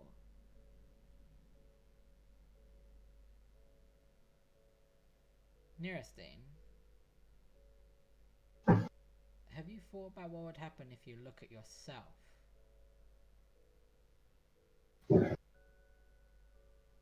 I mean, Do- I haven't really. She moves off of the edge. So I'm keeping her there, but she stops sitting down. She pushes herself off and she gestures, and if you look, you can see that the water is so still and so crystal cleared now, that you can see reflections of yourself in it. And she gestures for you and says, I think it's better if you see than I explain to you. I look down in the fountain Mm-hmm. and I would cast guidance on myself. Okay.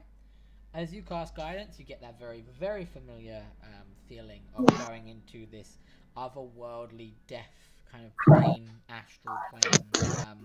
Everything around you goes into the grey monotone. But this time, when you do this, are you attempting to look at yourself in the water in the reflection? Yes. Are you okay? Are you just attempting to look at yourself or other reflections? Don't know.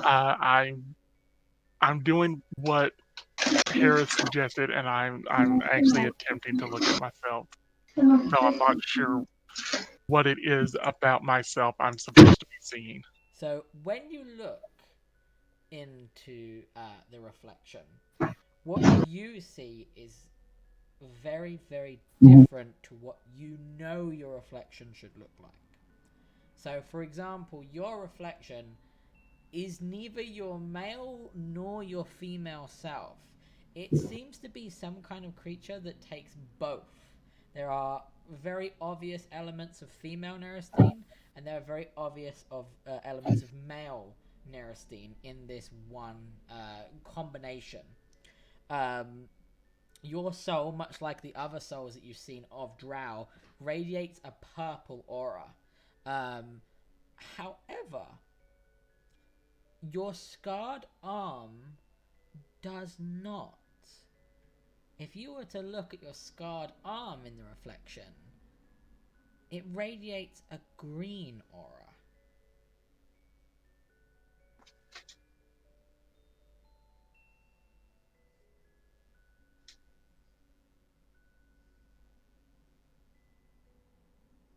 When I see that, I tell her that the only other time that I have seen something that has remotely had a greenish aura were the owlbears, and I have to assume that it has to do with the fact that it's so that they are rather in tune with nature itself, given the green aura. You see that there's a slight smirk on her face that she thinks you're getting it, but you're not getting the whole story. And she doesn't turn away. She's still looking into the water. And she says, look at my reflection. I do turn to look at hers. Do you cast guidance? Because remember Yes. guidance only last minute? Okay. So when you look at her reflection, it is very similar to how she looks in appearance. Except you do notice that she has kind of weirdly enough, around her body there are small illusionary butterflies that are like fluttering around her.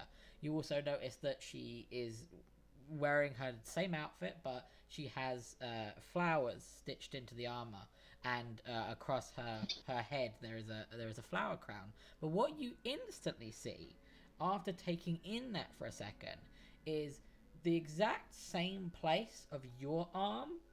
Instead of it being the green aura of her soul, it is the purple aura of your soul.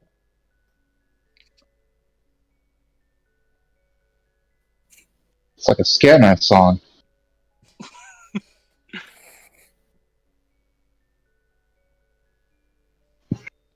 I look at her and I just kind of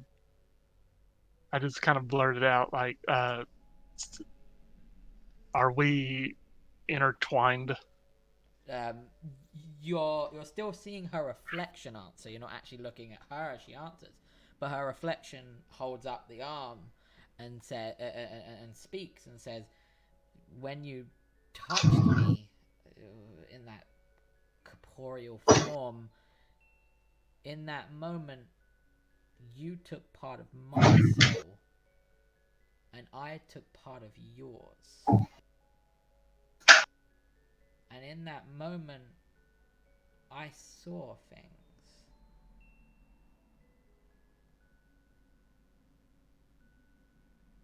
And you see that the face on the reflection looks very sad. "If you ever want to talk about your mother, I'm here."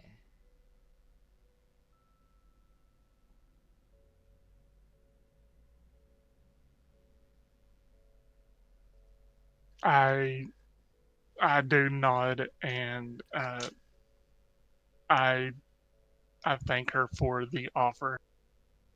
She nods back as guidance fades away, and you instead just see the normal reflection of Hera in the water. And she turns around and then sits back on the edge, and she's safely assured that she thinks that you understand now that when you touched her soul, because you did so, a part of your soul is now a part of Hera, and a part of Hera's soul is now a part of you. Yeah. And it seems that the necrotic part that happened was just the physical damage to represent a loss of a part of your soul and a gaining of someone else's. None of our souls want to stay in their right place. Not really. No. But some souls burn. Dar managed to sell his soul in a drunken stupor. I would say, as a point, if you look at the map, there appears to be two individuals missing that were there.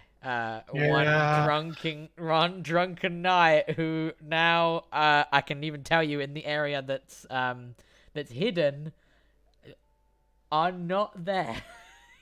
Oh no, what will we do about that? I mean, are we still doing that or no? I mean, that's entirely up to you. That's entirely up to you. It's I still want my garment, but I don't know if we're gonna go for a soul. Unless it affects Hera, does it? That's up for you to decide. Damn it. Let's ask questions. I do start to put the gauntlet back on, and I will be right back real quick. I got to grab dinner. Okay, no problem. If there's anything else that anyone would like to do, now is your time to do that before a thing happens that will pull the group back together. I will actually be back in a minute. Okay. Yeah. Sierra's gonna tap. Go ahead. Sorry, Fabio. So for me, very easy. I need to find a weapon store. There is a weapon store right here. This guy over here. This is the. And I know you pinged, but like, dude. I'll keep pinging. It's meant to. Okay, you see where the wolf is? Go to Yes. the wolf. Hold on. Wait, what am I doing? What am I doing? There you go. There you go. Work. I could have just done the arrow. Yeah, I'm an idiot. The arrow works. So. Hey, I just realized I got reimbursed for monies. Yeah. Yeah, you have monies now. I got paid. You got paid. Okay. You did in fact get paid. You got paid less than you should have, but you got swindled, paid. but you got paid. Listen, no earthly possessions and such. Yeah. So you go in there because you weren't actually in this town before. And I don't know if you watched the episodes, but I'm going to assume that you didn't. The gentleman in here, I will show everyone him. It is this guy. It's a dwarf, very scraggly looking dwarf. His shirt's off. He's tanned from the heat of the furnace, and he looks at you and he goes, "All right, Hello. how can I do you?" Do you have daggers? Aye, loads of daggers. Whole drawer full of daggers. Whole case full of daggers. How much for? Shit, I should know how many I need. No. You don't. You don't. You don't necessarily know how much it costs because different. No. Hex, how many I need? Right. So you have a rune on. We're just gonna do help mode a second. You have a rune on your sword. You have a rune on your armor. You need at least one more for another rune. At least one more, so you can put your other rune on that one. So you need at least Question. one more. Question. Go on. Just saying. Okay. What would I need? Right. How much forward work can I do now? Should I buy 3, 4? If you want to buy more, if you want to buy a bunch, I will leave that completely up to you. If you just want to buy the one so you can do your one rune now, that is completely up to you. How many runes does the rune knight get? I'm gonna look that up right now because I don't know off the top of my head. Yeah, because that was I was trying to figure out too. That's why I was like, I forgot how many I need. Yeah, give me 2 seconds because I've got it on my phone, so I can just fighter. Where is the rune knight? There's the rune knight? Right, let's have a look. So you learn how to do 2 at level 3, and then you get defensive runes, which gives you a new one, which is 4, and then at level 10 you learn another one, that's 5. 6 at level 15. 7. You get 7 in total by level 18. Okay, I'm gonna ask him how much for 5. He looks at you a second and he goes, "You look alright. 10 gold." 10 gold. Oh, I'm going to do this transaction now, motherfucker. Like. Yeah, 10 gold. You want? Okay, I'll pay this chiseled man from the anime Stone, Dr. Stone, 10 gold pieces for 5 daggers. He leads you over to, oddly enough, this open crate here. And he gestures towards it and he goes, "Alright, this crate here is full of daggers. I made a bunch of them when I was a journeyman to learn new skills to increase my ability at the smith. So there's like a whole fucking load of them in there." Okay, question, Hack. Skyrim reference. Yeah, it is a Skyrim reference. He said that. Wait a minute. Why does that sound something similar to what I did? Skyrim. He literally just made loads of iron daggers. Oh man, who's he? He just made a very sick Skyrim reference, Devin. Heck? Yes. Was Fabio mad? No. We agreed that as long basically these are I wear these, right? Yes, you wear these. I imagine you have like sheaths to either side of you that you have them in, like along. So that's what I'm saying. Like, do I have to buy a sheath, or is this cool? No. He'll throw in sheaths that I will let you attach together for free. Okay. For the cost of the dagger. Okay, cool. So good upgrades. Nice. A bunch in there. You'll see that there's literally a crate full of daggers.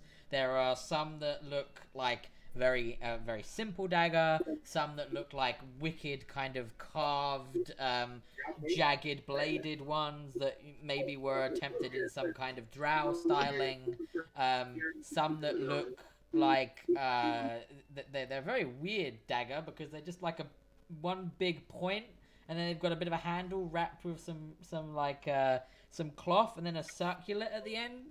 You know, it's a bit weird. It's a bit Asian-y, bit Japanese. You don't quite understand it, but you would think that maybe Do someone they have chains attached to them? no. You would think Listen, when I do the Sekiro, when I do the Ghost of Tsushima, not the Dark Souls, maybe. But anyway, you would think that perhaps someone who threw these might shout "Believe it." You're not quite sure why, but you just do. yeah. What I'm saying is, whatever fucking their daggers in there, whatever style you want them to be for your fashion spot, your fashion born, your fashion souls, they're gonna be in there. They can look like whatever the fuck you want them to look like. Is what I'm saying. I'm gonna go for the what the fuck is it called? What? Oh Jesus! Sorry, Nick's attack. It's fine. Next attack! Yeah. But he also protect. No, never. No, she just attacked. She don't protect anything. She just attacked. She's very active right now. I wonder why. Cat. Anyway, She sent Anyway. something. So yeah. So you can pick whatever ones you want. Like, I'm basically saying they're normal daggers. They're a fucking kunai, and they're like whatever you want. no, in another LP, I guess. No, but LP, yeah. Yeah, I'll just grab just normal hilts That's fine. and that's such. fine. I was Okay, literally just okay, leaving it up to you. I'm just trying to make sure they're stable enough to hold the room. That's it. Yeah, Basically. you notice they're all very, very stable. They're all it's not that hard to forge a dagger. He's a master craftsman. He knows how he was doing. He's forged these daggers before. He's done it Question. Go on. Question. Do I need to repair my shit or not? I assume so. No. No? What like we add that thematic element of your armor's damaged, and that's why it's counted as this armor, but it looks a bit like this armor. And later No. I meant the sword, to be honest. No. There's no item. Unless something specifically damages your item, and I will tell you if it damages your item, then assume that it doesn't actually damage items. You don't need to whetstone your weapon every single episode. Oh my god. Okay. But yeah. Can I Reference to. can I ask this fine man Yes. what else he has for sale? I got practically everything. Depends what you're looking for, buddy. I don't do magical stuff. I'm not one of them namsy-pamsy elven blacksmiths. Don't worry, it's not in my wink. I mean, I can't tell. You could be an elf under all that. But then again, elves are scrawny wee bastards. They probably couldn't wear that armor.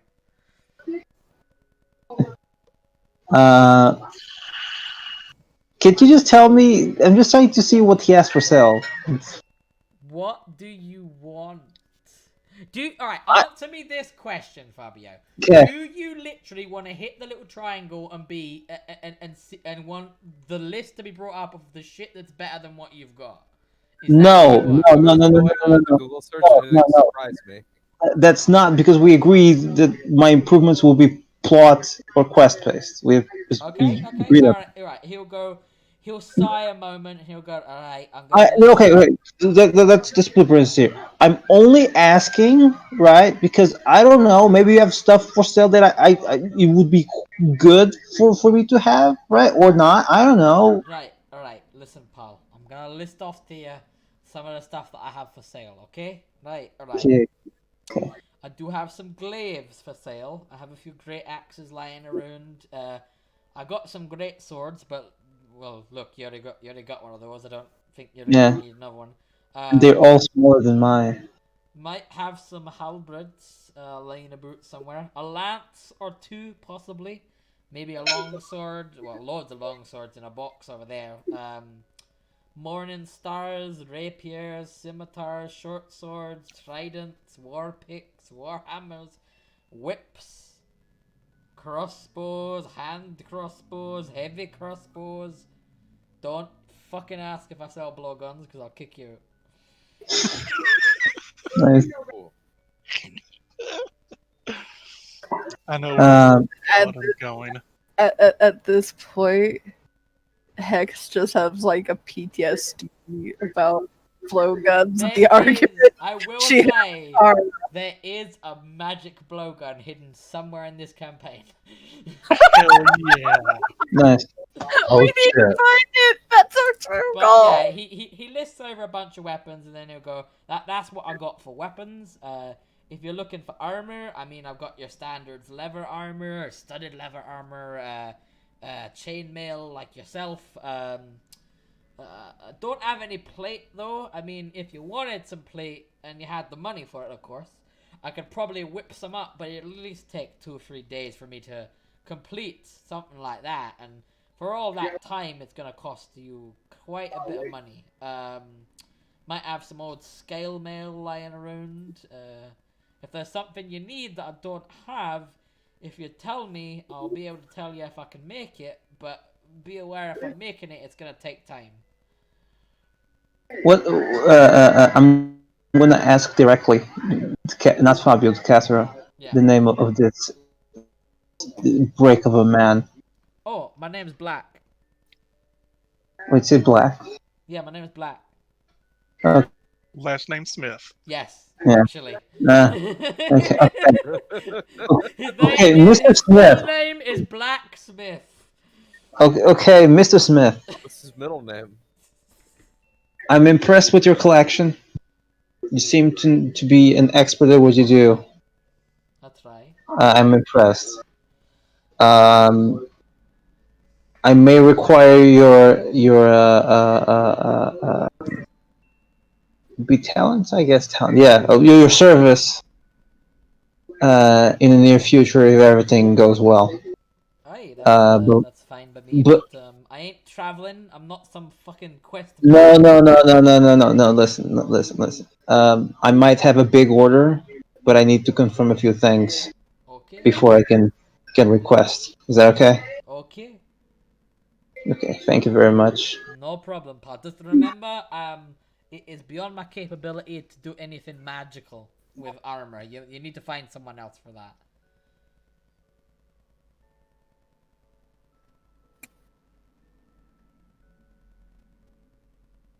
So, sorry, what? He says that he's unable to.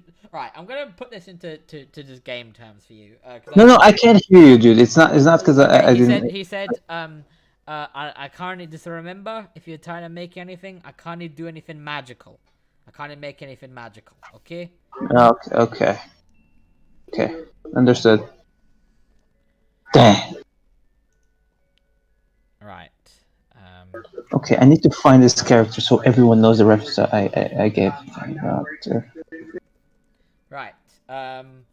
Is there anything anyone else would like to do? I assume we're all back now. Are we all back?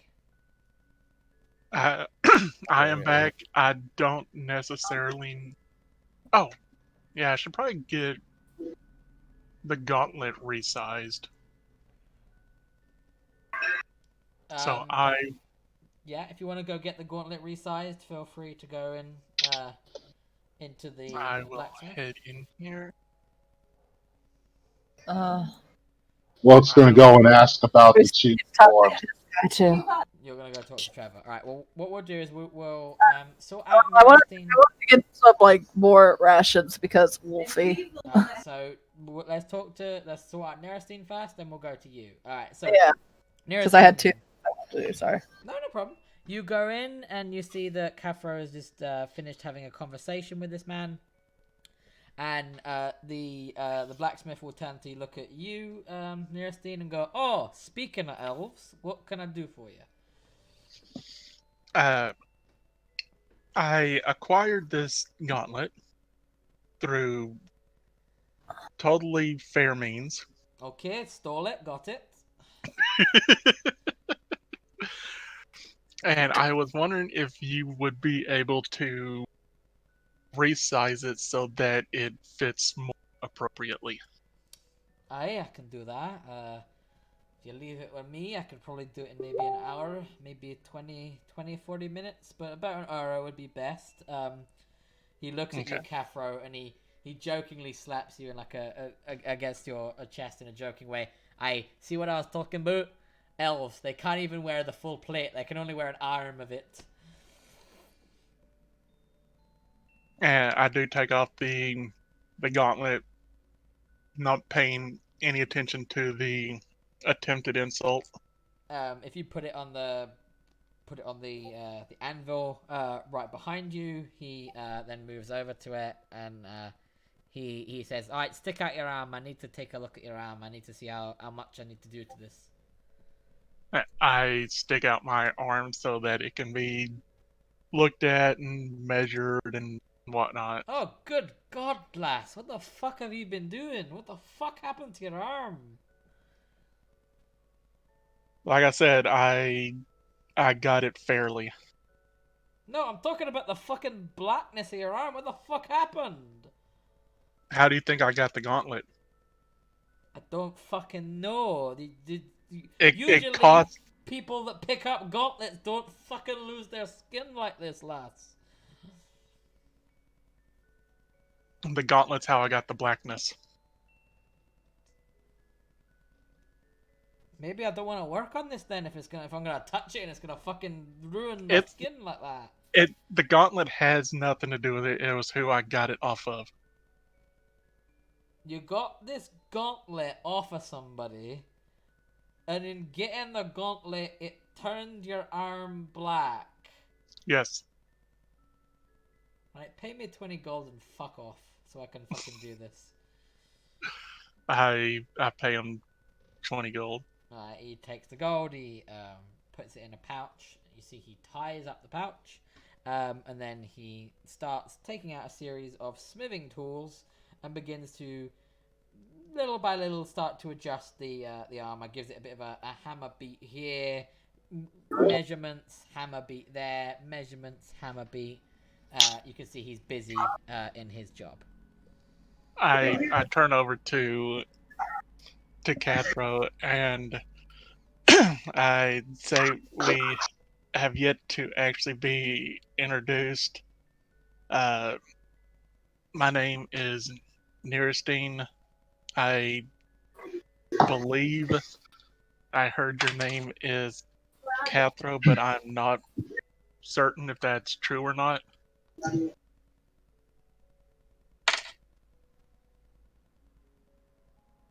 Fabio may have stepped away because I made a reference to him earlier and he didn't say anything. Bro?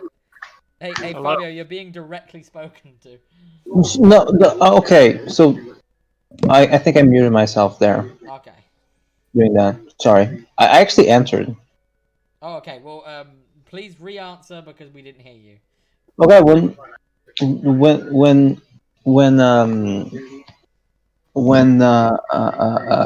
he made a comment, I'm like, you can't judge the people, like, if you can't hold the armor, it's not their fault, you know? Not everyone's huge.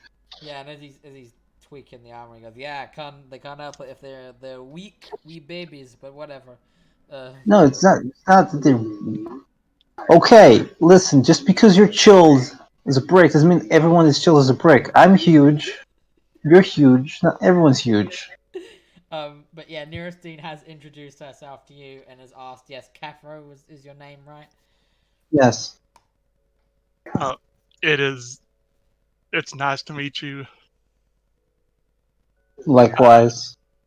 It's kind of weird to do this now, since we basically have murdered. Well, He raises an eyebrow at this. that's true. Especially since he's the only one in here and we're talking about. Yeah. But this is the first chance that I've actually gotten to actually speak to you, so I wanted to introduce myself and uh, thank you for the help that you've been. And glad to have you here. Thank you. Likewise. But to be honest, you should only thank me when this is done after what happened. Well, I have to thank you now because you're a damn sight better than the previous companion that we had. Pissing on a grave. I can't. I can't. I can't. And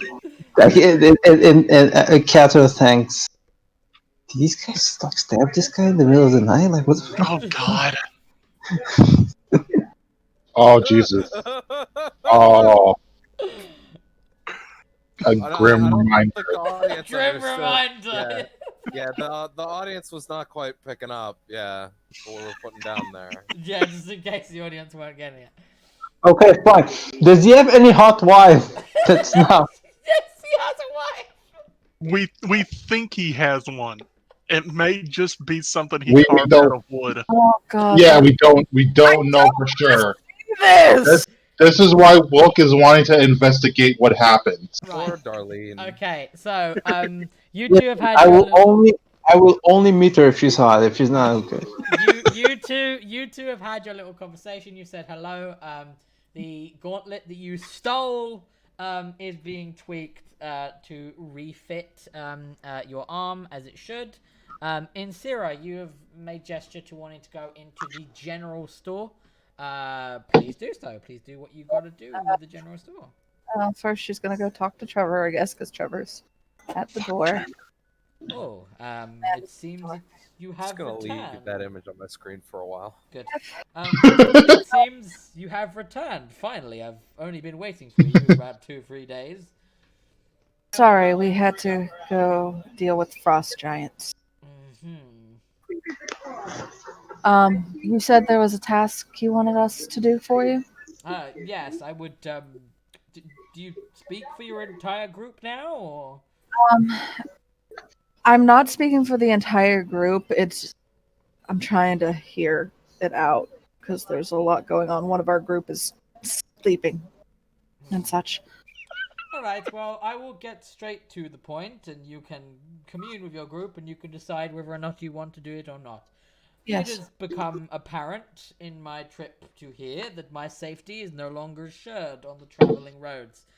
I humbly request that your companions come into my employ to act as bodyguards for me. I must travel from town to town to go over the goods of the general stores and ensure that they get what they need. It is my job at the end of the day. I would now feel much safer if in doing so I had a group of individuals who could handle themselves. While I don't see what happened becoming a common occurrence, I would rather have people around to protect me should it decide to happen a second time. Obviously, being my position, I would pay you handsomely. You would all get about at least 200, 250 gold per town we visit. I am open to negotiations if there are other things that you need. I am, of course, a part of the trading guild. I can try and help you get discounts on certain items. I can perhaps see about getting you some land, or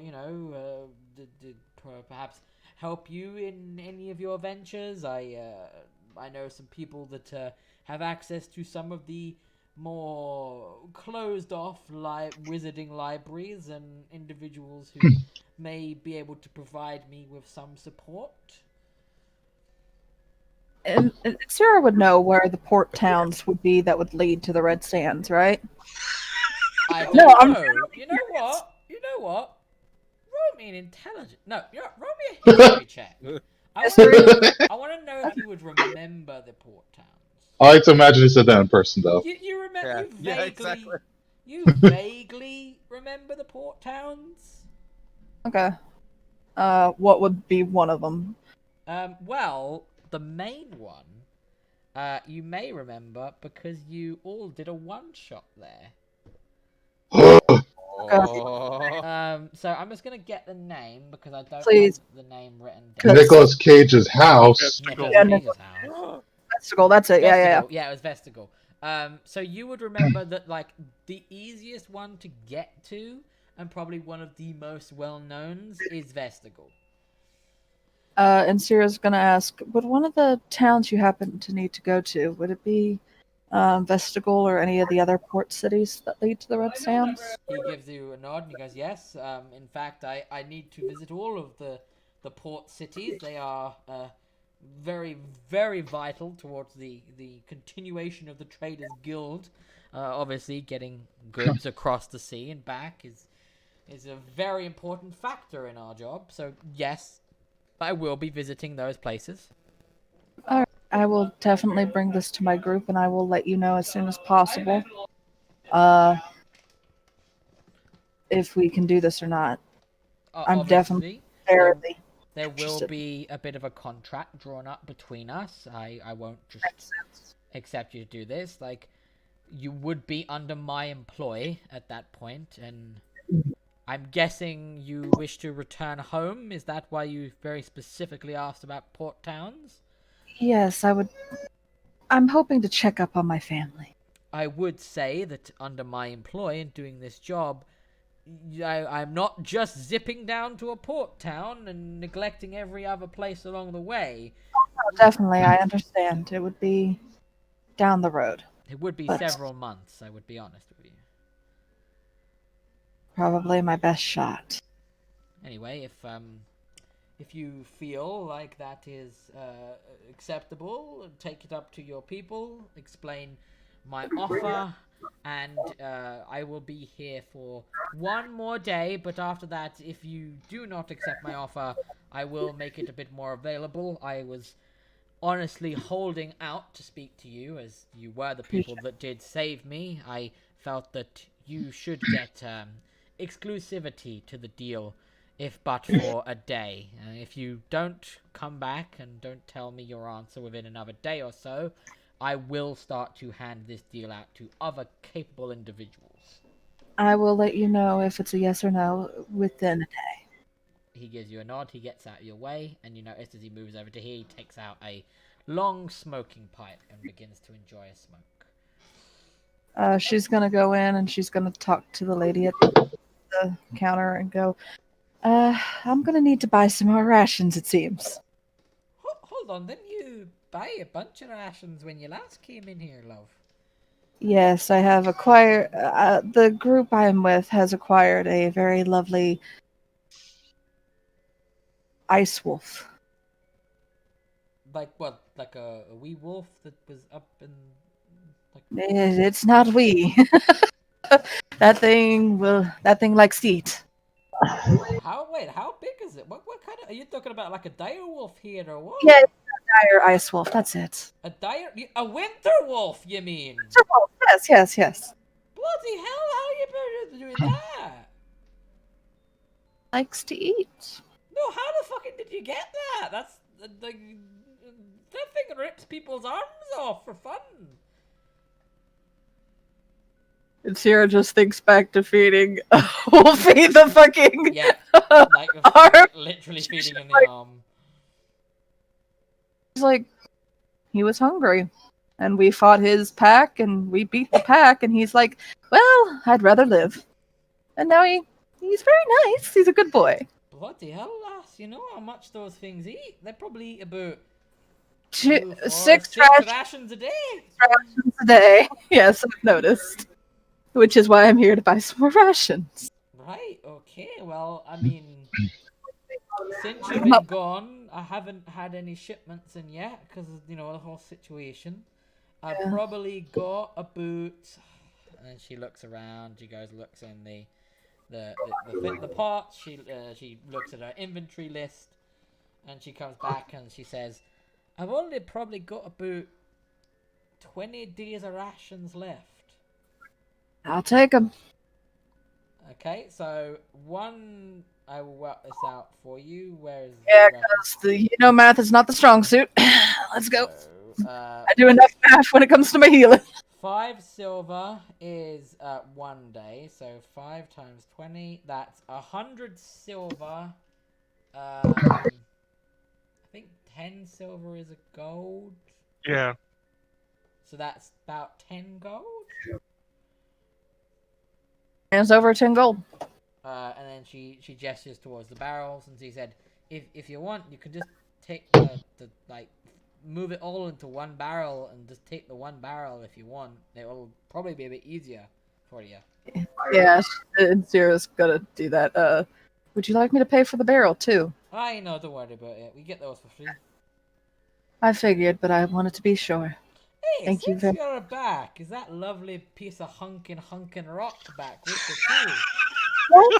Yes, and let me just tell you, the way to that one's heart is apples and apple juice, my dear. Oh, don't you worry. I've been talking to other traders about getting apples in for him. He really does love them. Chiseled. Fucking Wilkes. He's got the chiseled face of a god. Wilkes just gonna get That's sugar. true. Wilkes just gonna get a sugar mama for the apples. The sugar apple mama, if you will. Yep. Also, just to the point, he's got the chiseled face of a god. No, that's one ugly god. Anyway, loading it up a fucking barrel and then Hey, Zero- look. Don't Take- judge. So Right. she's got 20 days worth of rations, which is how many rations altogether? So you got 20 days worth of rations. No, they're talking about a normal day. So a normal day's worth of rations is 2 rations. So Okay. 2 times 20. 2 times 20, that's 60. That's No, six- that's 40. that's 40 Yeah. rations. So what you can do is 49 rations. yeah, you can put them in. You can take the barrel. However, to pick up the barrel, I require you do a athletics or a strength check. Let's look at that shit. Come on, crit fail. That would be great. Heck, Yes. can we buy more rations here? This is the one Just place. bought them all. Yeah, you just bought out the rations in the general store. Don't worry, I will pass them out to some of the group, but Wolfie gets quite a few. No, that's what I mean. Like, do we have to individually do it, or can it just be like a party supply? Well, if one person wants to buy all of it and do a party supply method, you can. At the moment, Insira literally just bought all the rations that were left in the shop. Yeah, so athletics, you said? Athletics or strength. If you've got an athletics modifier that makes your athletics better, go for athletics. If you don't, just roll me a strength check. Thank you, Jesus! Yeah, Damn. you're able to pick that up. That's easy. And she's just walking out the door with her fucking thing, and she's just like, remember, apple juice and apples. Right. So, on that note, is there anything anyone else would like to do before I Well, proceed? She's Whoa. going down to the smithy because she needs to buy something from there. That was the second thing I wanted Well, to I'm do. gonna let Wilk do his thing because I was Wilk's shouting at something. So, Sam, Wilk is sitting in the bar and he appears to be like right there. What's he doing? What's going on? All right. Flashback to the conversation with Insira Lynn as Wilk briefly thought about the fact that Dar's soul went missing. Okay. And then he takes out an invisible detective cap, places it on his noggin, Yep. and says, "There's a mystery to be solved." Cut to the title sequence. The dart to his soul. Sherlock Wilk and Watson won't. Star in the dart to his soul. It was a well. By the way, Wilk is not. He's doing a thing where he's doing the dinner monologue, but he's actually saying it out loud. So he's just like, it was a rainy day. Droplets pouring down on my face. And Juan corrects him. Wilk, it's sunny. Oh, you're right. It was a sunny day. It kind of goes against the contrast of the story. I went into the bar. I asked the bartender, "Hey, look, man. Do you got any info on Well, what Dar did that one night? Do you remember, Dar? Are you performing a monologue in the middle of my bar? You realize I Well- can hear all of what you are saying about the rainy day, but it was actually... You realize you were saying that out loud, right? Will can figure out why the bartender felt so aggravated by the fact that he was practicing his inner monologue. You realize you're doing it right now, like right there, right? You get that? Oh, I see we have a bit of a problem here. It's time to whip out my old smoking gun, except it's a puppet. Get him, Juan. Alright, buddy. Were you there the night of Dar's soul disappearing? And what happened to the two dwarfs? What the fuck are you talking about? What the fuck do you mean someone's soul going missing? What the fuck? Why is a talk puppet talking? The fuck is going on? Ask the question. On the scene. Right. I Yes. just, no, It's here's the mine. thing. I just imagine it's Won't giving him like just one-eyed googly stare. Yeah. Yeah. Like, Okay, right, okay, hold on, you fucking weirdo. Right, okay, so, right. Dar, that was the half-orc bloke, right? Bit of a dick. Yes, that's right. Okay, right. A humble soul, if you would say. Alright, okay. Are you talking about... humble. I got alarming. Are you talking about that night that him and the Drew got just absolutely fucking sloshed? Yes, performing sinful deeds. As he listens again. Right, what about that night? What do you want to know? He was hanging out with two suspects. Both of them kept on talking to him, enabling him to continue his drug-addled addiction and his alcoholic tendencies, as I've known him for. Right, sorry, That- okay, right. That Dark Prince. Right, okay. The barman got confused and looked at the Goliath and said, "What do you mean, other people? What do you mean?" You heard him, two dwarfs. They're both egging him on, trying to feed him more drinks because he was a big man. He squints. Big orc man. He squints at you and goes, what do you mean, what other dwarves? What dwarves? I see we got everything we need here. Thank you. And then he just walks away. Wolf then proceeds to go up to this man over here Oh and asks, "Were you there on the same night that Dar's soul went missing?" Oh God! Who are you? What are you doing? Please leave me I'm the one asking the questions here. Were you there on that night? And Heart attack. I don't know what night you're talking about. What are you doing? Leave me alone. Wilk, forgetting that he doesn't have a banana anymore, will whip out a banana to try and intimidate him for answers. Please leave me alone. I got 4 gold on me. Take it, please. And then the barman hears what's going on and goes, Oi, you leave Seamus alone. He's an old man. You leave him alone. Seamus. Alright, but something fishy smells here. That may be me. I may have wet myself when you pulled out the banana.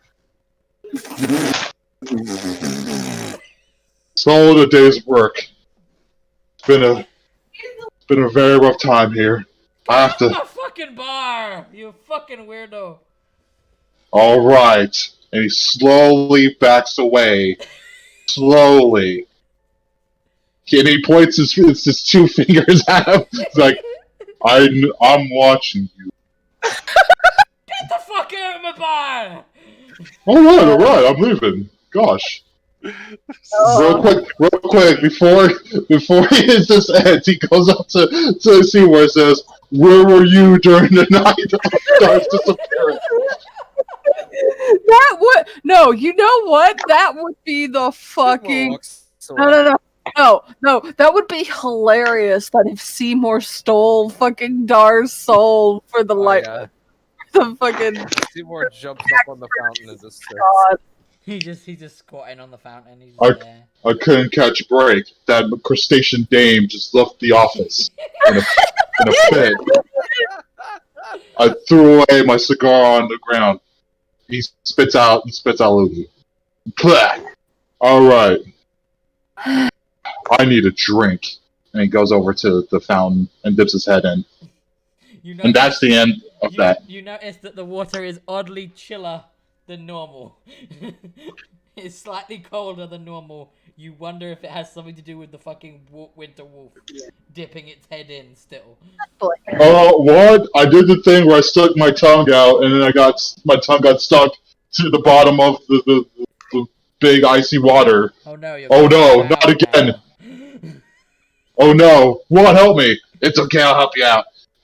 Can Juan perform a strength check to help look out? Yes, he can. 110%. Do it. Yeah. All right. He passes. Yeah. All right. Have a +5. Yeah, Wilk has a +5, and Woke I is know. just a Yeah. part of I just wanted to be a natural one. and Wilk Yeah. is just a Two- part of his body. So Two worlds, one family. in 2 hours of a family. Yeah, exactly.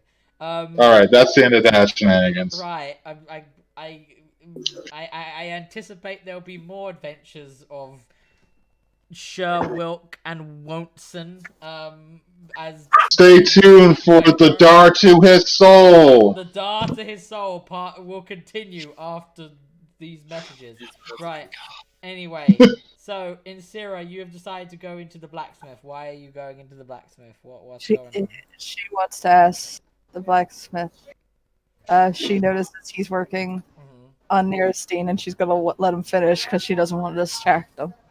He will look up at you and goes, right, whatever you need, tell me. I'm kind of in the middle of this, and it's going to take me about an hour to fix. But what do you want? Maybe I can help you quickly. What is it, Lass? War axe? War axe. I don't sell war axes. I got battle axes. I got great axes. I don't have any war axes. Battle axe, sorry. Yeah, alright, okay. You see, and he looks up and he gestures towards a rack of weapons over here. And he'll go, if you look over there, battle axes will be over there. Hold on, let me fucking... And you see that he actually puts down the work at the moment, and he takes the dirty rag off of his, off his apron, and he gives it a wipe, and he goes, yeah, alright, you want a battle axe? That'll cost you 10 gold. Alright, she'll set the 10 gold where she thinks she can sit it without it being a mess. And she'll sit it down, and then she'll grab a battle axe.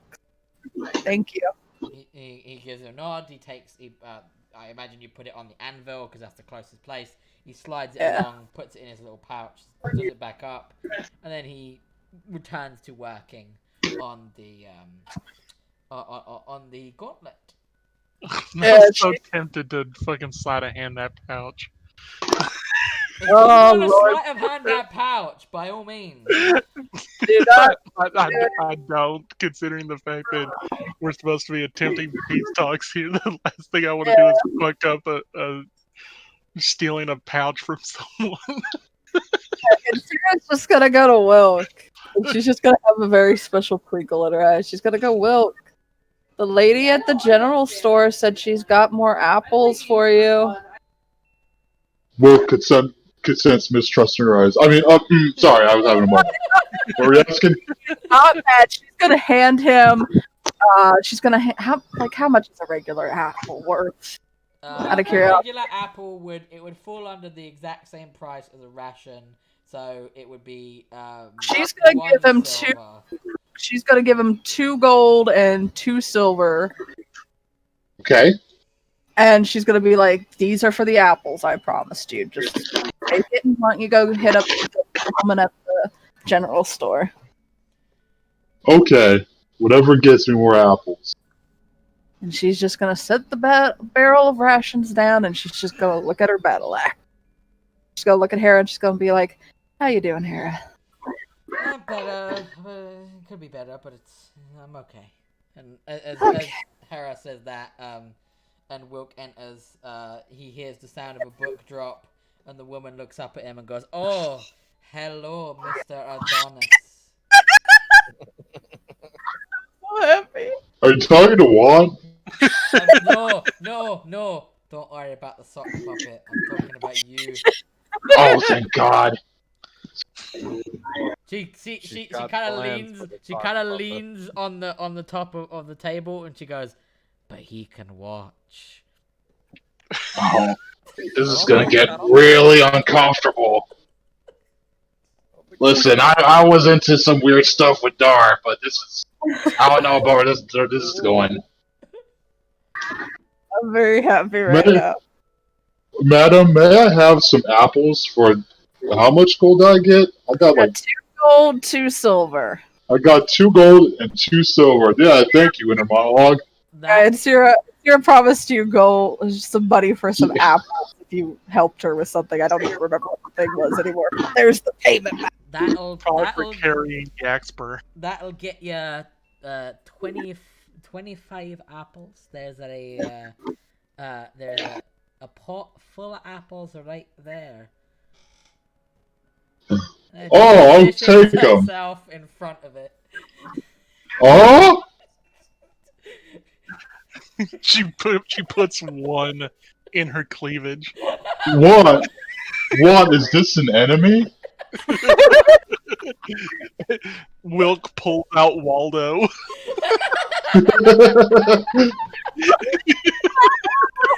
One pulls out Waldo in one's mouth. Listen, Waldo. I'm not into Wilk's freaky sex behavior. Please give him the apples. She takes one finger, she places it on her lips, and goes, shh, and she moves it over to one's mouth. Can she even reach up that high? She's standing partially on the table. Here's the thing. This bitch is gonna have to climb Wilk like a fucking tree. So, I think that's the plan. so Sam, this woman is now kind of halfway in the way of your apples, but has one finger on Won't's mouth, telling him to shush. What do you do? Oh no, this is Wilk's worst nightmare because he doesn't have access to Juan. And you just like cut to it, Sierra, and she's just fucking giggling to herself. I never had anything like this. I've stuck my tongue on a frost giant before. I got out of that situation, but this is a very sticky one that I'm in right now. She wants it to be sticky. What? No! That's not what I even intended! So she's still there. She's not said anything no, but what are you gonna do? This woman's in your way. Ma'am, I just want the apples. And she just like puts her boobs together. How about these apples? apples? Jesus. Right, okay. Roll me a persuasion check. Alright. Looks like those aren't apples at all. This isn't an apple. This is Please tell me vagina. That's a different kind of fruit. Please tell me it was a low persuasion roll. She looks at you and she's like, are you sure you just want the apples? And then she undoes a button. Yeah. Are you implying that your buttons are edible? Everything's edible if you try hard enough, lad. I could try that hard, but I'm also really tired right now. Listen, I'm a part-time investigator, part-time wisdom speaker. I've done a lot in one day. So may I please have these apples? Alright, roll another persuasion check. Please be in that one. Please. Part-time Arcana checker. Oh fuck! It's higher. No. Yeah. You see a bit of defeat in her eyes where she redoes the button up and she kind of climbs off of the table and goes, oh, I see all you want is apples then. Just apple. Take your fucking apples and get out. Yay! Oh, good. Let's get out of here. Don't you come back, you bastard! Ah! He What- leaves. He runs out of the fucking store. What? That was the most haunting experience I've had the entire day. Do you think she knew anything about Dar's soul? No. No, she knew more than enough about you, to be honest. Right. Okay. And then Kira's just gonna turn to Hera and be like, Hera, What? why is it that the fucking clerk at the general store really wants Wilk, you think? She looks over at Wilk, looking at his face, as the sun glistens off the rocky posture of his nose. A god ray echoes across the background behind him, and she looks at Insira and goes, I don't know. She's just gonna giggle to herself. Oh, Right. I don't know anymore, man. As this happens, those individuals around the fountain would notice a very panicked, rushing owl of a man. It is your old pal Hoot. He appears in front of you. He goes, oh, there you are. You're all here. Finally. I've been looking for you everywhere. Wait, Yeah. where is the elf and the orc, the half orc? Just getting some work done on a piece of armor. The other half orc's dead. We got a new guy. What? What? We're trying to find his soul. Yeah, His well, soul? What happened to his soul? You forgot, didn't you? I get it. He's the howl. Yeah. and she's just gonna laugh and she's gonna go like, he got really drunk and sold it to another god by accident. You see, he kind of he puffs up and he's like, "What?" Casual reminder that Yakper is splayed out on the floor in the middle of the hotel Yeah. right now. Yeah, we've also got an issue with Yaxper because he's kind of Who? okay. And Sierra's just gonna go over. She's gonna look around, make sure like nobody outside of the group is really listening. She would like to whisper, and she thinks she's far enough from the guards, like it should be fine, Roll right? stealth. Oh, please. After this, can roll a perception check? Yes, he can. Well, All here's right. the thing is, it's fine for them, but I just want to make sure the guards get here. Mother. So Yakper is the firm. Okay. I want it to be noted. I was just gonna roll a base D20 to see if the guards could hear. They got a nat 20 and you crit failed. So please say whatever it is you want to say to attempt to stealth.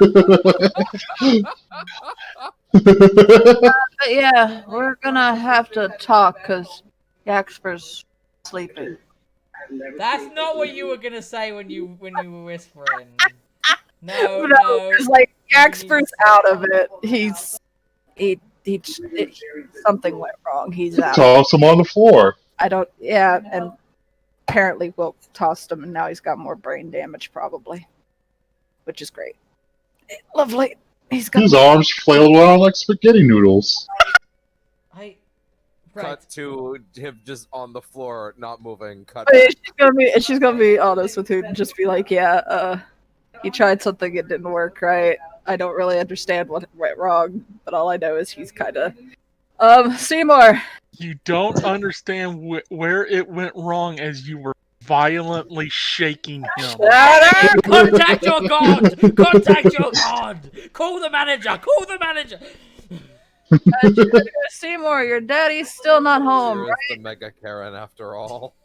Oh, listen, she was having a panic attack, She was, man. she She was like pulling And her shit. not accepting blame at all. No, she accepts it. Like She literally just said you didn't know why. By the way, those guards... No, but she still don't know why it went wrong. Like she don't know what happened that made him go. Because she violently. Oh wait, I doubt it was the shaking Don't- that did that. Don't you say to me. But she's gonna call out Seymour. I Seymour, forgot to grab my drink earlier. Seymour, your daddy's still not home, right? He writes a little thing that says, "How dare you?" Right. Is right. your dad home or not? How Damn dare you infer on his kinks? Right. Okay. Right. Okay. Right, What? All right. Right. But yeah, we got a new guy. I don't know if you want to take him or not. Right. Okay. Right. Okay.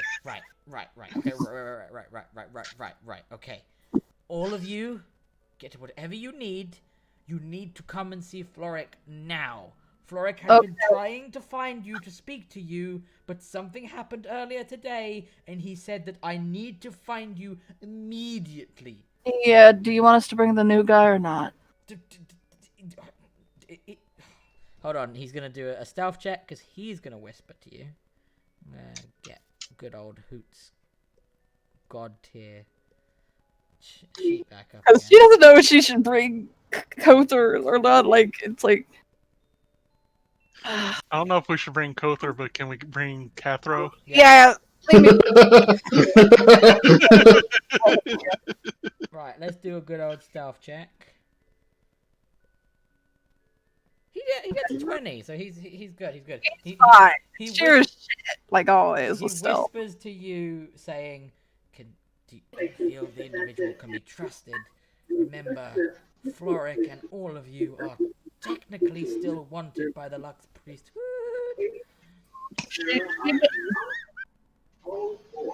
God, the heck's why? I can't not laugh. Listen, he's an owl. He can't help it. I know. Don't diss the owl. Head. Other head, yes. If you truly believe that he is okay, then bring him. I can't guarantee that Floric will be okay with it, but just if you vouch for him, I'm sure Floric will see some sense. She nods and she's gonna go over. She's like, she's gonna see if he tells her where he wants to meet up. Yeah, he explains like you previously were told exactly where Floric and Hoot set up your wagon. He's basically telling you to go there. That Floric is there now. That Floric and just says we'll be there. And she's gonna go over to Wilk and she's gonna go, Wilk, could you please go get Yaxper? All right. Okay, but you're probably gonna need to carry him. Oh, I could do that. Who do you think is harder to find, Floric or Waldo? Well, that doesn't work because you're literally carrying an axe. You see it behind you. Waldo's harder to find, honey.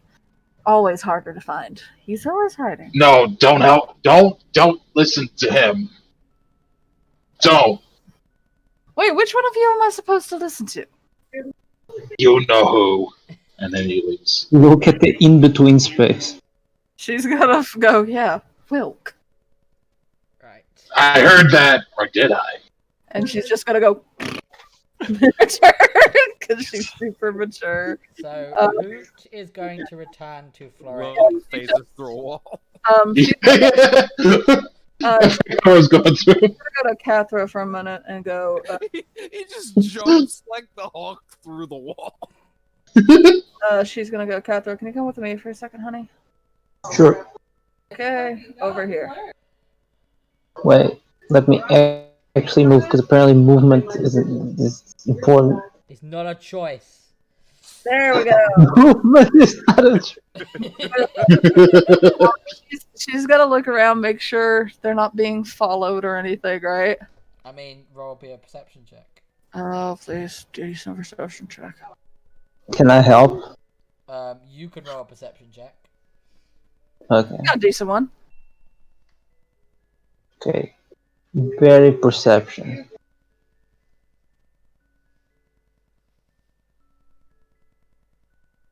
You can't see anyone around. Okay, she's gonna just whisper to Cathro. She's gonna be like, Stealth check, please. okay. Please, Lord Jesus. Who walks forward? Oh, Jesus. So you're gonna shout this at me? I will be very confused. On this episode, we found out that Insira cannot physically I- whisper. Like 5 nat ones tonight. Let's You- go. Both of your whisper attempts have been nat ones. It's great. No, you're Yeah. not shouting, but you are not whispering. You're just using a normal tone, Yeah, if just ever so normal. slightly She's harsh. gonna be like, we're gonna go. Can I hear them through the wall? No. Yes. Your ears, bitch. She's just gonna be like, we're gonna go see a friend. I don't know if you want to come with us. Also, I may have got another job for us after this, which will help with everything. We will see. I don't know if you want to come with us or not. I don't know if you want to stick with us or not. But we'd like How to come. how isn't our first and foremost Jesus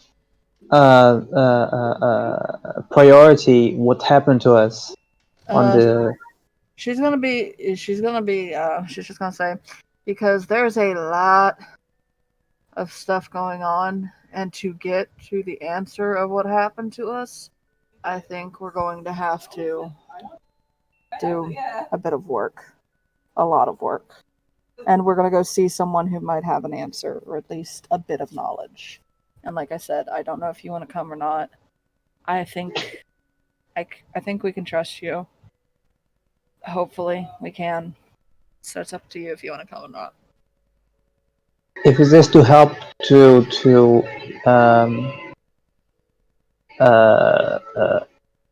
face what we all saw, yeah, I'm willing to take a detour. Yeah, it's hopefully supposed to help. I don't know how much. I'll be honest, because we don't really have any idea what we're messing with here. So hopefully this person will know. They're a bit older and wiser than I am. God. She's just gonna go, okay, well, let's go back to the group. I appreciate you giving me that here. Go. Do. Walking. Walking is not an option. I'm Movement. walking. I'm dragging my thing. I'm There you fucking. go. I'm walking here. I'm walking here. Fuck did Wilk go? Oh yeah, Wilk went to go get Yaxper. Knock, knock. It's me. I'm getting you now. Oh, Yeah, that's exactly what I was thinking, Fabi. I was literally about to say it. Straight check. Can we, actually, sorry, I should ask. Straight check to the expert? Strength or athletics? Okay, I'll do strength.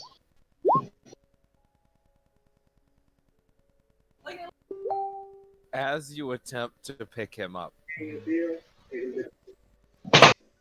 you feel an energy in the room,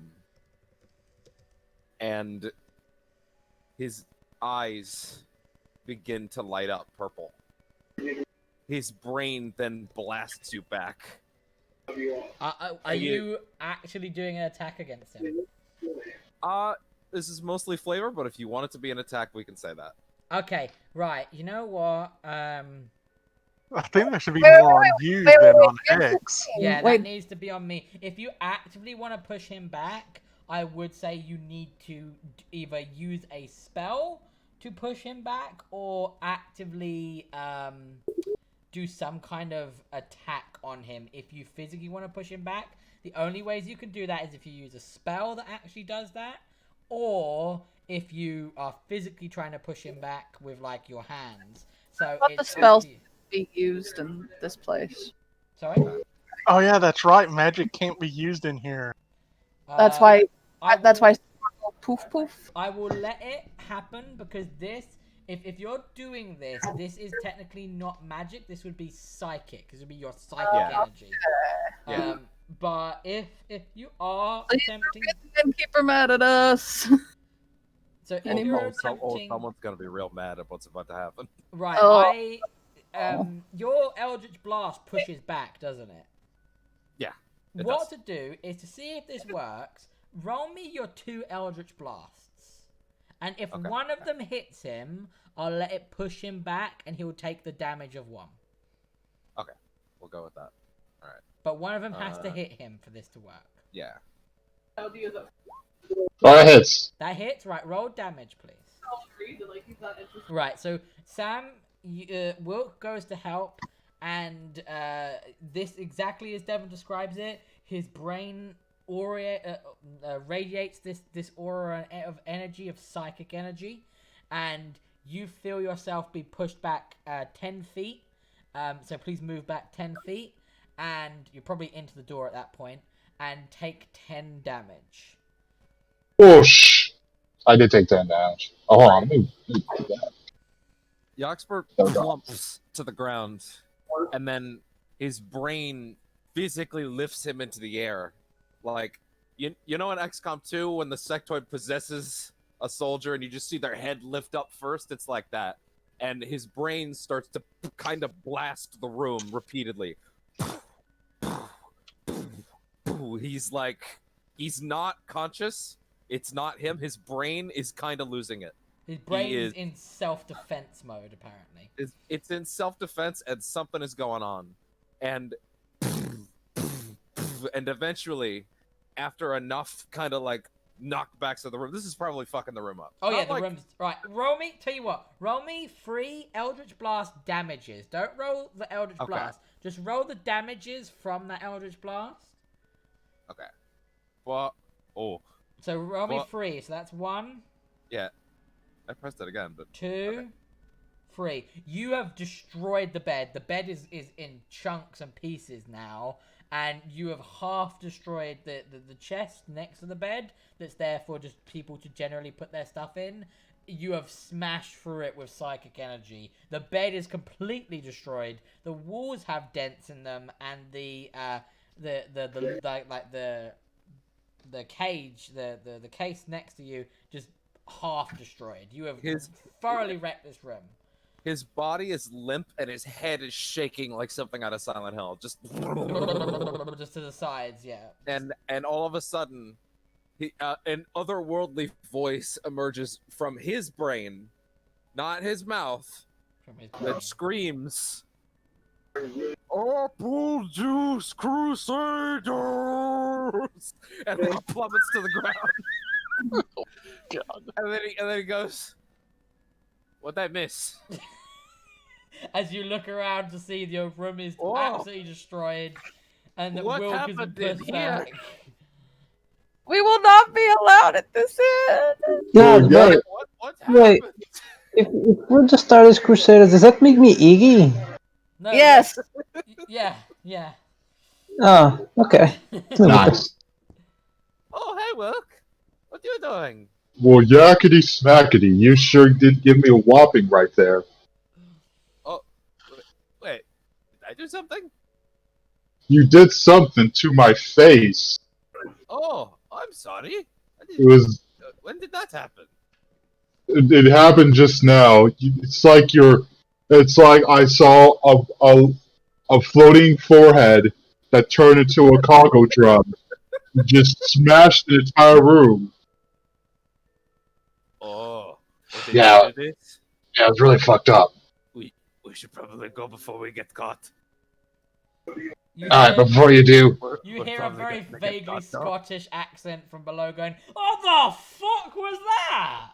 Oh, no. I think that's our cue. Let's go. it's been a long day's night. Burn. we fucking burst out the front door. Like fucking Scooby-Doo arms swinging in the air. So yeah, you see that in Syrah. You see your two companions, Yaxper and Wilk and Won't, just burst out of this door, and they are legging it towards you.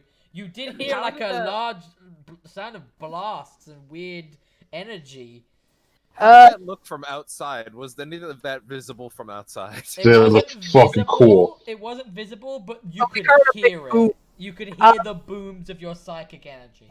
Sierra's just gonna be like, she doesn't know what happened, but by the way they're running and by the fucking luck that they have, she got a feeling they're not gonna be allowed back at this inn. So she's gonna run to Hera and tell Hera, Hera, can you get Wolfie to skedaddle with you as we go to this place gonna go tell them where they're gonna go. Shouldn't Cathro, we follow get Hera. Nearestine? I'll get Neristine. Okay. Wilk, Yaxper, grab Seymour. Follow Hera. Oh, I'll grab okay. We'll go. And she's He gonna. he snaps his fingers and Seymour appears on his back. Just yeah. gonna go, Neristine, Oh yeah, y'all didn't know I had a retrieval system. that's great. Now get moving, because we're in trouble. Neristine, you almost done, honey? With the amount of time that this shenanigan's taken, he's finished up. He's like putting the final touches on it, and he's finished up. Okay, she's gonna. Seems so. We need to go now. Come on. Well, what are you fucking idiots done? She's gonna be like, listen. I don't have a clue what those idiots have done. I've been here this whole It's not time. my fault. I'm not responsible for Big Head and the Goliath. Let's go. Oh, bloody morons. Big Head and Goliath doing their shenanigans. Everybody go. So if you take the gauntlet. go on. Go ahead. No, go on. I was gonna say I take the gauntlet and I give him 2 more gold for a bundle of arrows. Alright, just take him and get out. If your fucking friends are causing problems, I don't want the guards in here. At that exact moment, you hear Oh, no. Yoxper go. Oh shit! I quickly put the gauntlet on, grab a bundle of arrows from one of the open containers, and And Sue's gonna notice the golem and go like, "It looks really nice now. Let's go." Yoxper looks at Rook and goes, "Oh, don't worry. Seymour was just catching me up on what happened. That happens." Let's go. Oh, how convenient. Time to go. Um, Woot. Hera looks at Cathro and says, Cathro, you may want to follow me in the wolf. Let's go. Can I pet Wolf? While they're Wait, what did you want to do, Fabio? Can I pet Wolf? Roll me animal handling at advantage. At advantage. Oh! yeah, because we've been It's him eaten and today. It's eaten today. By the way, the implication was that Seymour kind of touched the back of his head and just like shot information into him. It lets you pat it, but you can see it's not particularly enjoying the situation. But it Yeah. lets you do it. Fine, while fuck you, bitch. while they're running, and Sierra's gonna go, Yaxper, what the fuck did you do to the inn? Oh, Also, I'm really sorry. If kind of, actually, that's a hard question because I don't really remember. yeah, and she's just gonna be like, I'm really sorry. I kind of lost my mind and kind of went a little nuts at you. Sorry about that. Who are you again? No, I'm kidding. The Don't. look on terror of everyone's face like, fuck. And he's like, no, I'm kidding you. Juan's gonna go up to Yoxter and say, "Don't ever do that again." And Sierra's No. gonna look at Wilk and go, Wilk, maybe you want to cram an apple into Wilk's mouth? Oh, okay. He takes a wham out, just smashes it in there.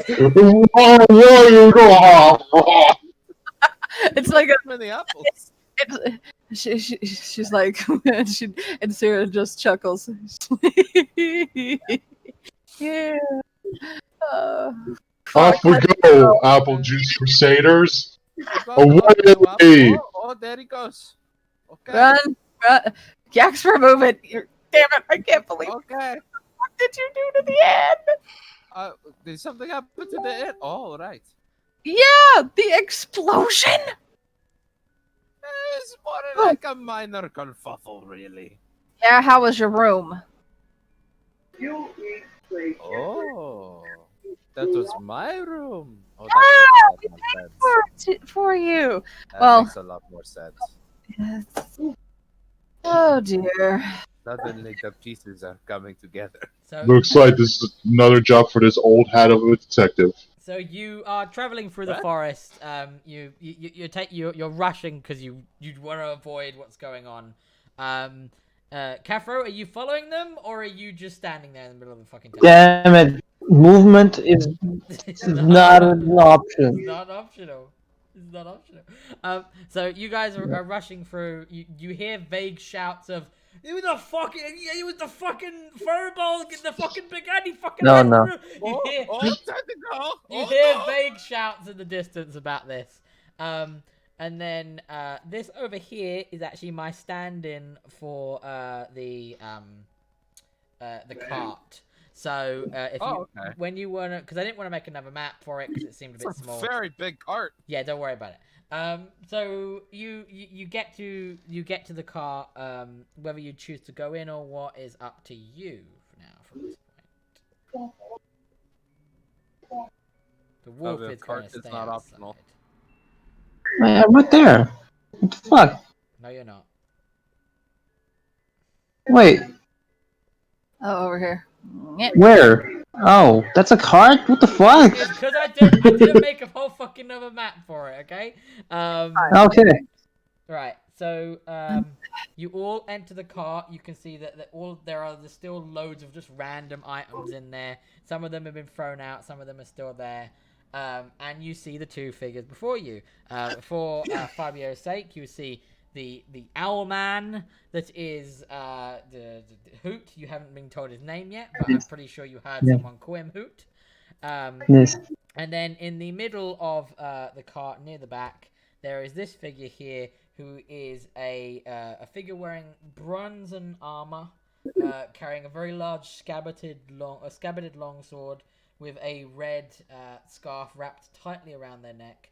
They have black purplish hair, and you can very clearly see a long jagged scar across the bridge of their nose horizontally.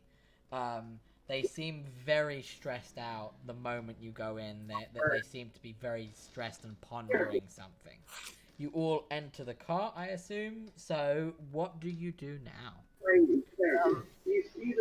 Before Camper enters the cart, Zero's gonna go to Flork and Dark is dead. We've got a new guy. Seems to be trustworthy. If you don't want him in here, I understand. It's up to you. Florek looks up from their despondent kind of hand over their forehead kind of look, and they looks over Caffro, who obviously they don't know his name, but they look over at him, and they go, "Who are you?" I'm the dude with the giant sword that can help. On normal occasions, I would just tell you to leave, but right now, I think we need all the help we can get, and if these people say that they trust you, well, for now, that has to be good enough. And Sarah's gonna.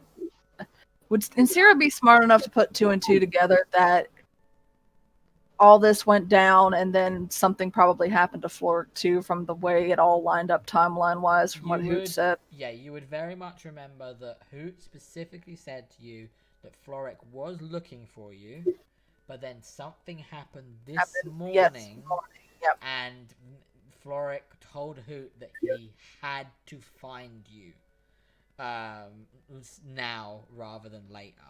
So you would have kind of put together that maybe something happened around the same time as it happened to you guys. Yeah, and Sarah's gonna ask, did you guys have something happen where like communication spells weren't working? You couldn't get a hold of a god or people in other places? Hoot very sheepishly turns his head to look at Florek.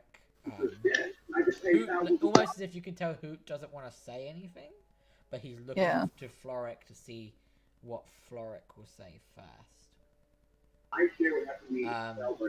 Florek rolls their head back, looks up at the ceiling of the cart, and then looks back down to you and says, "What did you hear?" And he's looking at Insira directly in this moment. Heard something. I tried to contact the Red Sands, it didn't work. Freaked out. Jackson tried to contact his god. It didn't work. We tried to contact Vera.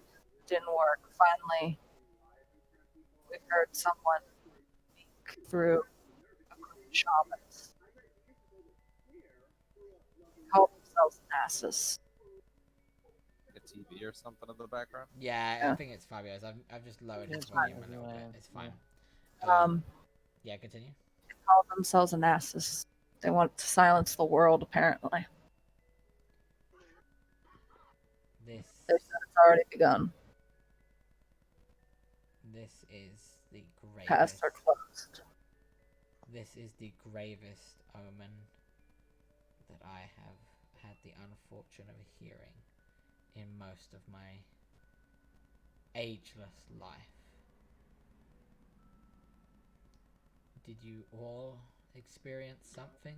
And he's looking out for other people to say. So he wants to see if everyone else experienced something.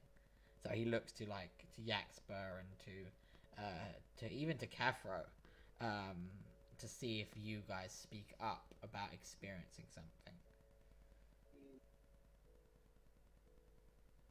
Can you repeat that? I'm having issues. Right. So, Insira has explained to this individual that you have heard be called Floric, the whole Inanna situation.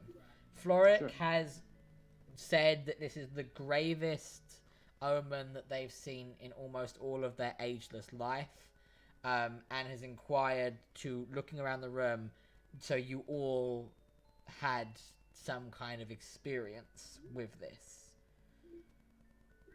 Yeah. So you would answer yes? Yeah. And he looks over to Yaxper. Huh?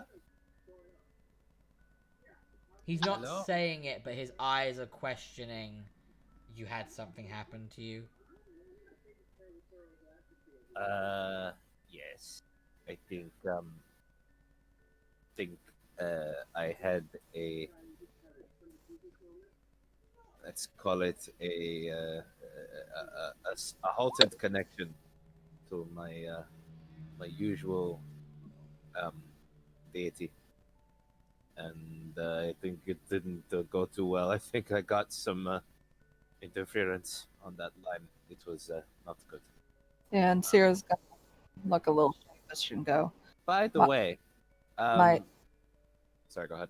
Just gonna look a little sheepish and go. I figure my shaking and yelling at you didn't help. Again, I'm real sorry about that.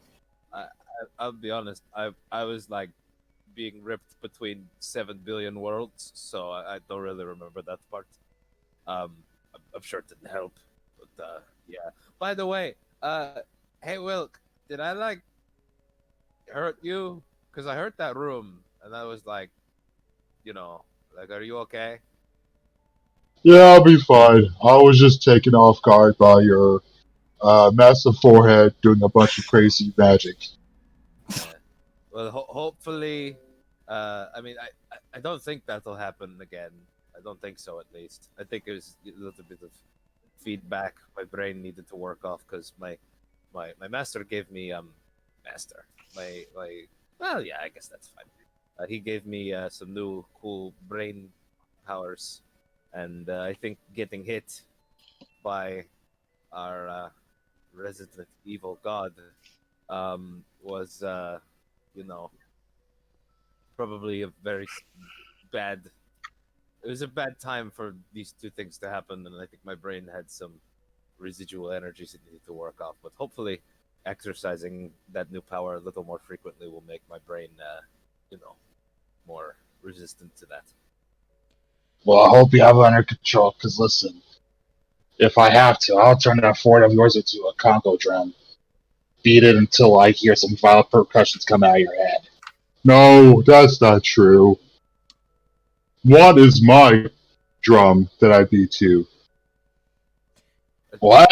Phrasing. Do you What? do you guys need a minute? We'll talk about this later. Floric looks to Niristine, to see if Niristine has an answer to the question of did you experience something? Yeah, I did. The I experienced countless souls just screaming in agony. Sarah's eyes are just gonna go wide, and then she's gonna go like, "Oh, that's lovely, great." It's just the world went gray, and I could see just endless amounts of just souls just screaming in pain and agony. Floric hangs their head a moment, places both hands like together, and just presses it against the bridge of their nose, and you see their hands shake a moment, and they pull their head back up, and they look towards the ensemble cast of you, and say, "I was going to tell you some of this before, but well, recent events have meant that now I must tell you more."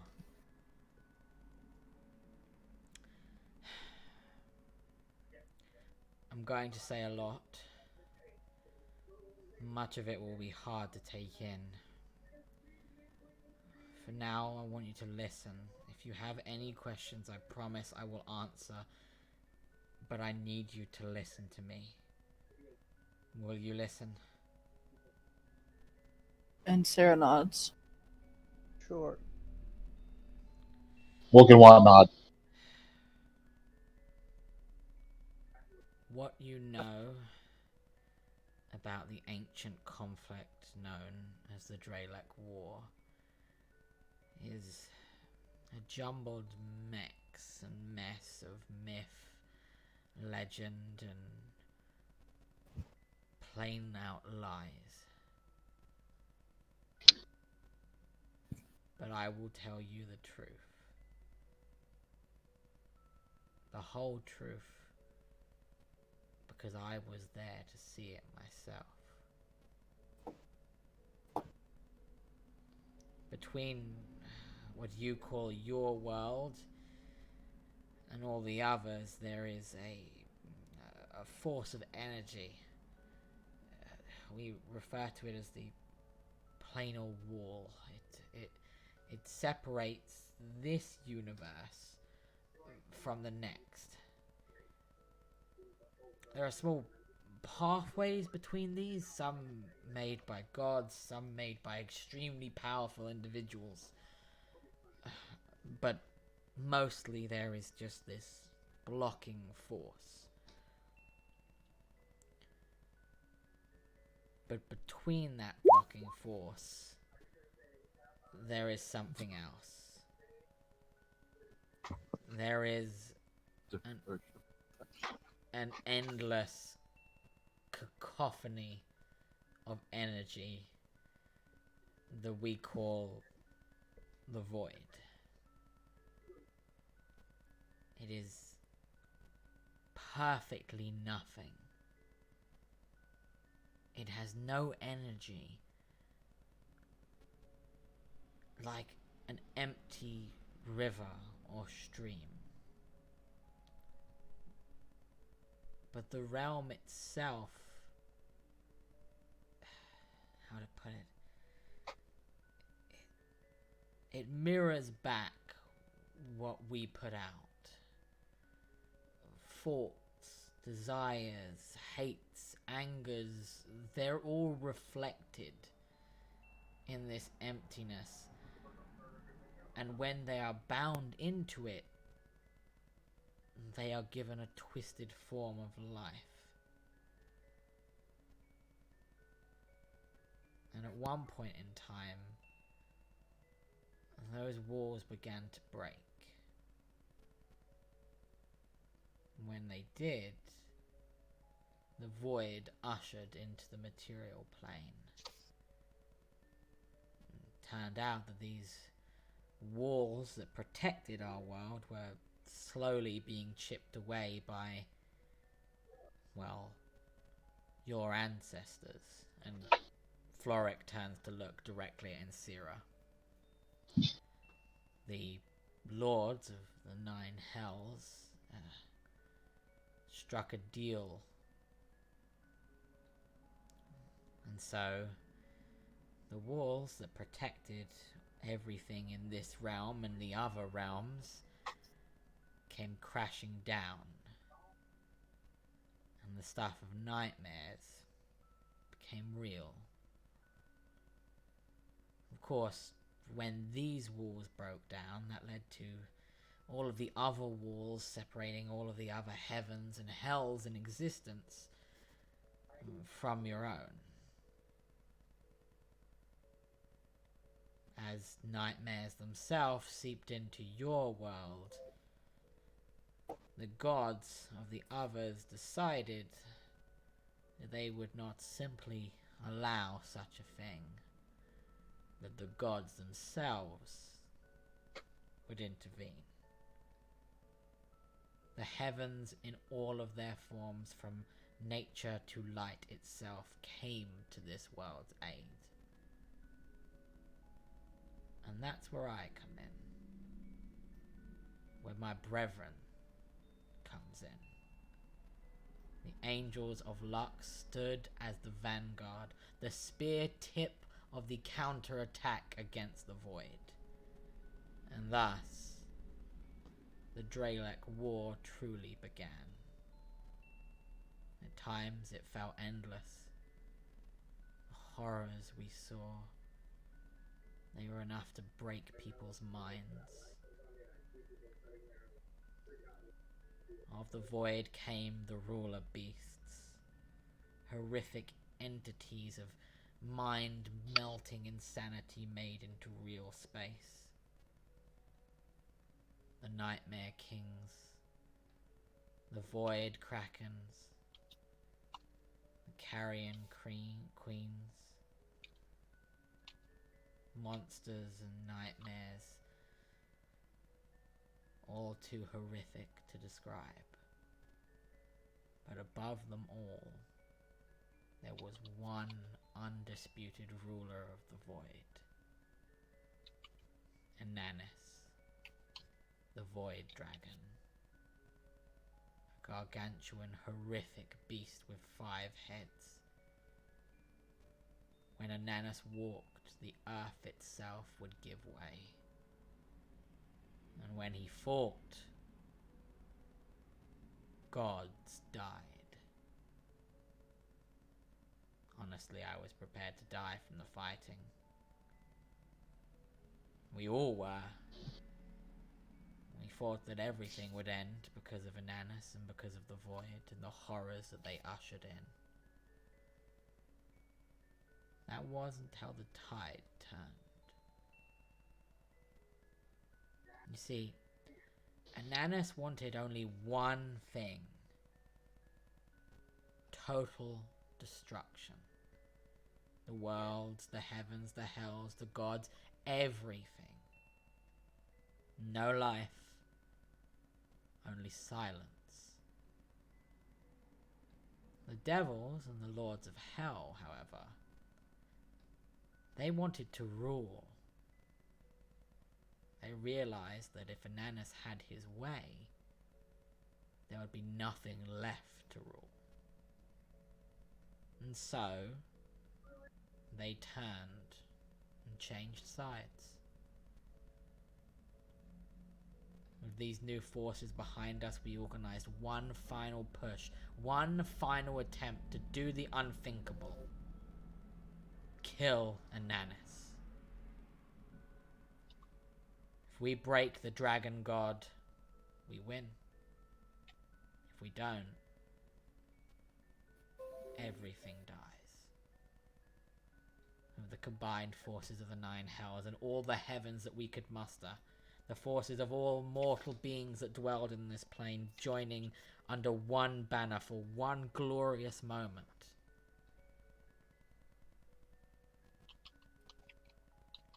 And I was there. I saw many people fall that day. I saw many deaths that will haunt my nightmares forever. But the thing that will burn into me until my dying day was the apex of that battle. Lolth, Lux, Asmodeus, Morcanus, all battling the god of dragons itself. It was a battle that shaped the world, and when I say it shaped the world, I mean literally. A swipe from Lux's sword and Morcanic's staff tore pieces of this world apart and shattered them into islands. But even with the combined might of the gods, the battle wasn't looking good. That was until Morcanus removed one of Inanus' heads. It was then the group realized that he couldn't fully regenerate if a piece was kept away from him. And so the final gambit was played. Carve the dragon god up, separate him, and keep him from regenerating. If he couldn't combine his mental abilities to command his forces. And in complete disarray, we could capitalize. Once the battle was won, and the dead were counted, it was decided that powerful magics were to be used to contain Inanus into 7 separate pieces. We hoped to make more, to keep him as spread out as possible, but the magic needed was so powerful that 7 was the most we could do. Each piece was offered to someone who could keep it safe. We attempted to try to transport Inanus' body to the other planes, but something stopped us. And so it was decided that Inanus would have to stay here, and that his pieces would have to be guarded for all time. The gods, well, they couldn't stay in this realm. Their mere presence still threatened the walls that kept the domains separated. If they dwelled here, the walls would never heal. All the realms would merge into one. But their servants could remain.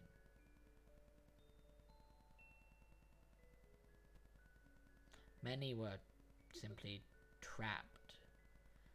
They had dwelled too long in this place that they had lost some of their initial power and couldn't return to the heavens. The Azamarians, as you know them now, and the Tieflings, as you know them now. Others simply chose to stay to start a new life, and some were banished to stay here as some punishment for indiscretion.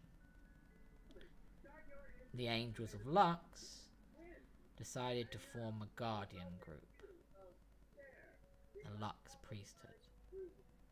At first we were well known, but we tried to subdue our popularity. We didn't want the world to see us. As time went on, we deliberately kept out of public view. I am one of the few surviving pure Asmarians, and because of that I became part of the Lux ruling council. But as time marched on, things began to change. At the start, we could regularly commune with the gods, with Lux, with any of them. Any group could. Then it faded as the years marched on, until only the strongest of beings could communicate with them. The Lord of the Lux Priesthood, the highest Lord, the Archangel, was still able to communicate with Lux. But I couldn't. All this saddened me like a child separated from their mother. I feel it was my companions that were hit the hardest. Yet at that point we never lost faith. We always kept to the code that she instilled in us for what Lux stood for. I found myself less and less involved in the inner circle. I didn't want to be part of it anymore. I wanted to be out in the world where I could do things, where I could help things, where I could help people. But I was blind to the fact that without my influence, other people stepped in and things changed. Once I returned, Lux didn't even speak to the archangels anymore. But in her last message, she explained that something was coming and the world was growing dark and we would be needed more than ever before. And so the leaders decided it was time to take charge. The goblins were attacking. We could fight them. I was fine with that. But what I heard next, I wasn't. Once we rallied against them, we were to take control. The kings and the queens and the lords could rule no more. It was our time, and with our rule, we could change the world. We could purify it. And I knew what that meant. I wasn't naive enough to not know the meaning of those words.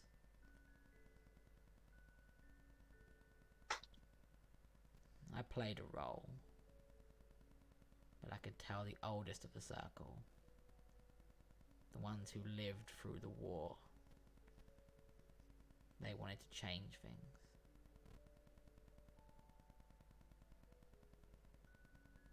And in our time, I saw my people change. From people looking to protect the world to take control of it. To get rid of those people they see as unpure. The people that fought beside us in the final battle. People whose blood we shed together. And in my moment of darkest need, when I reached out, Lux did not answer me. But someone else did. A darker god. They called to me and offered aid. I knew I couldn't stand against the priesthood alone. Even with my strength, there was no way I could do it, and no one would believe me. And those who still survived past the wars, they were eons stronger than me. And the younger ones, well, they would put me to the test in a fight. Something, however, struck my mind. A relic.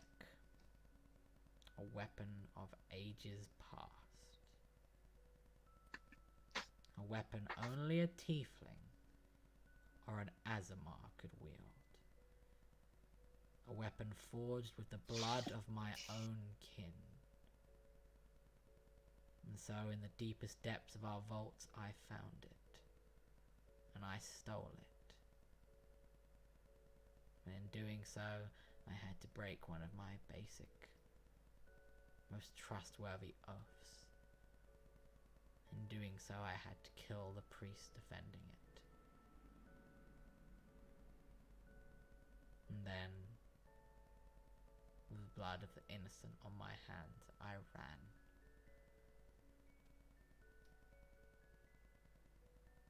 And that's where you met me, in my darkest moment.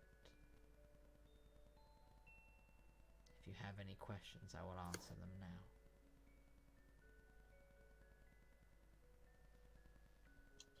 What god answered? The horned god. Wouldn't Stira know anything about the horn god? Roll me a religion check. Here comes. Yuxper very, very Jesus! quietly So you would have heard whisperings of a great being known as the Horned God that is starting to have a cult uprising. You know nothing about what they're actually like. You've just heard whisperings of it. And that's what Caitlin would get. Kara, loads of gods have been referred to as the Horned God. No one has a specific name, the Horned God, that you're aware of. Okay. Sarah will mention that. She's just gonna be like, heard word of cult form. This horn god, but I don't know much else about him. You need not know much else. For now, it's best that you know as little as possible about them. They mean no harm to you or to this world, especially you of all people. But they understand what's coming, and they understand that we need to mount a fight against it. Because after this morning, Ananas is coming. She's gonna be like, to me of all people. The Horned God is a lord of the Nine Hells. Essentially your eons old grandfather. She'll nod at that. No, the Nine Hells were ruled by different demons that became the ancestors of the Tieflings. Can't say I remember which one I come from. Father would know, though. If you want, if I get in contact, would you like me to ask my father about him? Yeah, I know all that I need to know about the Horned God. She'll nod a bit. She'll also go, you said that there's a piece of Ananas missing, yes? There's many, there's 7. He was divided up. Dar was given a task from Vera to get these pieces. Makes sense. Vera is probably trying to ensure Stop that it. they're not kept into the hands of the enemy. He was also looking for some... Anybody remember exactly? It seemed like He's a dragon eye from a friend. He said that his friend had a dragon eye pendant that was stolen from her. Like it was. I doubt it would actually be a dragon's eye. That would be crazy. Yakper very, very quietly, kind of looks at Kathru, and under his breath, while extending like a low hand, as if to give like a low high five, like, "Hey, by the way, my name's Yaxper. We haven't been introduced. Hi." I heard your name. Fairly Hi. poorly timed. Yeah. Floric Yeah. nods and will look at Neristine and say, no. Did Yaxper still not get the name? No, chances are, Neristine, that is in fact one of the pieces. We imbued as much magic power into it as we could to hide what it actually was. It is a very powerful illusion spell, but it seems to me like Dar's Considering the companion... timing of it all going missing, it makes sense it'd be one of the 7. It just seems to me that Dar's companion may have been one of the people entrusted with protecting the piece. He never did say what their name was, just that they were a dragonborn. Yeah. That makes sense. A piece of Ananas was specifically given to the dragons to protect.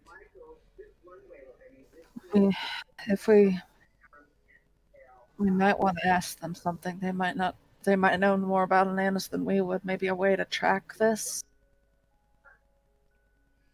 Dar went off looking for it on his own. There's a chance he never even asked his friend if maybe they might know where it is. All this stuff. If we could ask them, we might get at least some info on the other pieces. At least find out what we're looking for, how to tell if it's a piece or not. Who else has the other pieces? If only he was competent. The And only Zero thing, be the only thing I know is that for certain the dragons were given a piece. I was there when we gave it to them, and I know that the talon of Ananas lies in the Lux Monastery. So well, hopefully that one won't be snatched at least. Or if it is, hopefully it'll be easier to get than if we actually went to the Lux Monastery. I was gonna say, who else got pieces? It sounds like you divided them amongst you gave the Dragonborn, you gave one to the Lux Priesthood. The Tieflings got one? I was not present in all the meetings. We very specifically tried to make sure that everyone was not around for every meeting so that no one person truly knew where they all were. That was our defense. If we didn't all know where they were, if someone tried to get us to tell them, we simply wouldn't have the knowledge to give to them. Do you? So you know that the Lux has a piece, and you know the Dragonborn have a piece. Do you know of anyone else who would have a piece, or do you know someone who might know? The only other people that I would be aware of were individuals like the Archangel of the Lux Priesthood. They may know more than me. I know that there were some ancient tieflings that were given information as to where some were. Right. Tieflings of such pure devil and demon blood that, like me, they weren't. How do I put this? They weren't further generations like yourself. There are Azamar out there that have their blood has been diluted naturally from breeding. I am, I guess, pure Azamarian, whereas you are a descendant of tieflings. There are some rare cases that walk this world, possibly still, that are the purest of tieflings from the war. The best way to maybe find out would be to talk to other tieflings. Tieflings with good knowledge. Perhaps. Far reach. Would it be possible to get in touch with the Archangels, or would they be like strictly off limits? In my honest opinion, I don't know what they would do anymore. If this was the old days, they would listen to me in a moment and we would have banded together to stop this, but now with their plan, I don't know. I don't know if they would listen to me or listen to the fact that Ananas is coming. With their plan, no offense, I don't want to trust them. Purifying always sounds like not a great time. Well, my thought is, if whoever this advocate was that is attempting to cut off our access to whoever it is that we wish to contact, whether it's Insira and whoever she is trying to contact, or Yaxper and his seeker, or the shamans and their world spirit. I have to imagine that the Lux priesthood, in their attempt to do anything, They would have experienced it. they probably would have experienced the same. No, you are correct. Completely. Is it So, just God pathways he's blocking? No, I mean, I can find a way. Ananas, from what we knew, but before we joined in the fray, there were some humans that explained that one of the forebearers, one of the big signs that Ananas was on his way or that something was wrong, was that the channels to communicate to beings across the world received only strange ghostly noises. Basically, like a dial-up, like a like white noise. Yeah. Yes, Um, white noise, I but- believe, is what they call it. Is it permanent? We experienced when we joined the fray, we experienced varying degrees of it. Sometimes it would cut off whole regions from our communications. Sometimes it would dissipate, and we would be able to get scattered messages through. We theorized that the idea was that either Ananus or one of Ananus's grand generals had some kind of innate ability to disrupt the message, and that this was a tactic, keep us all cut off from one another. So if we cannot communicate, we cannot rally, we cannot mount attacks. I can't figure anything out. And Sarah's just gonna take a deep breath and go. In all honesty, we've got so little information. That's our main problem right now. I'll be honest. Trevor offered us a work opportunity as bodyguards. We take him from city to city. He pays us. He's willing to also pay us in potential contacts and such, wizards, stuff like that. It might be a good opportunity. I'll be honest, he said one of the towns he's going to go to is a port city that leads to the Red Sand. I would like to go check on my family and maybe talk to this dragonborn who had a piece. They might know more than we do, or at least know who had other pieces, or a way to tell if we're on the right path. We've also got Gaul. Maybe we should talk to him too. Garl is an individual of great wealth of information. I would definitely speak to him. If you have a way to traverse the land and try to take in some of what's happening, I would suggest to do it. My concern is that, from what I know, Ananus wasn't the first one through. Ananus's generals came first. They were his forebearers. They were the announcements of his arrival.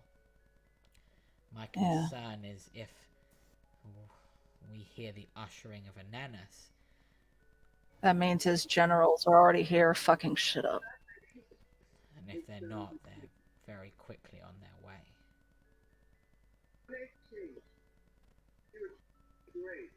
What do you guys want to do? I'm fine with whatever you guys want to go as usual. Wilk?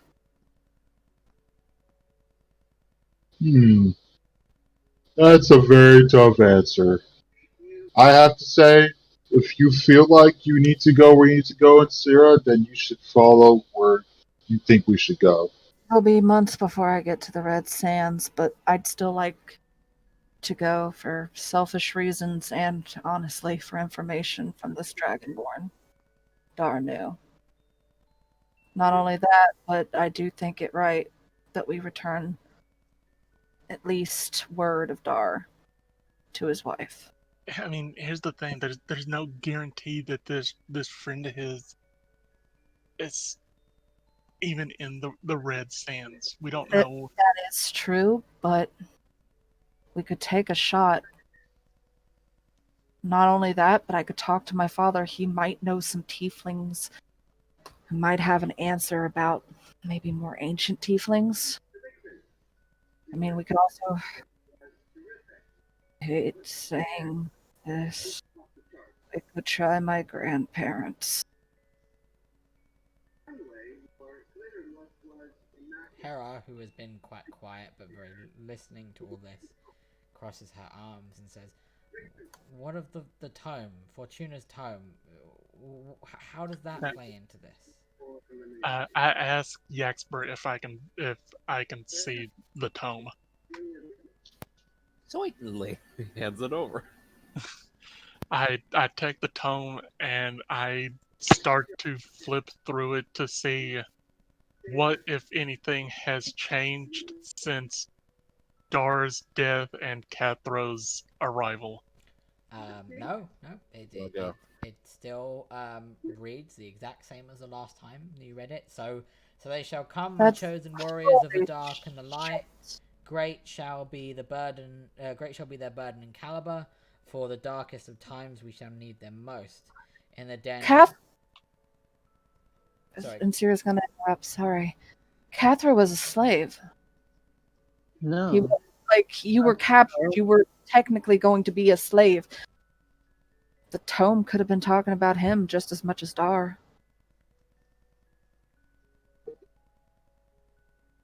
Floric kind of chimes in. The expert's head, he's thinking, that darkest of time. Where did you? I reach over and I just try and Smack. All right, roll me a d6. Hey, it was in his head. You didn't hear that. She still wants to smack you though. If it's in his head, I won't Like- smack him. Okay. Like I just like the fact that maybe Nierstein has this pun sense. I felt that. If you wanted to slap him, roll a d6, and that's how much damage you take. But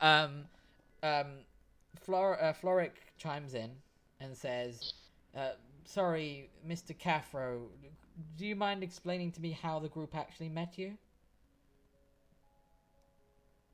I took a wrong detour that captured as I was attempting to escape. They killed my captors and helped me escape. Who captured him? She looks at. They look around to everyone. He was captured.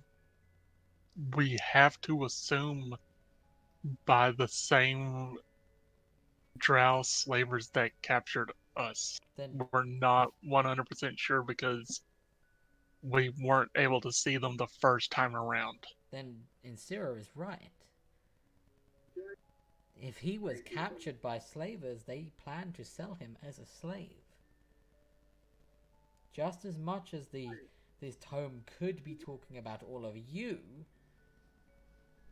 it could be talking about him as well.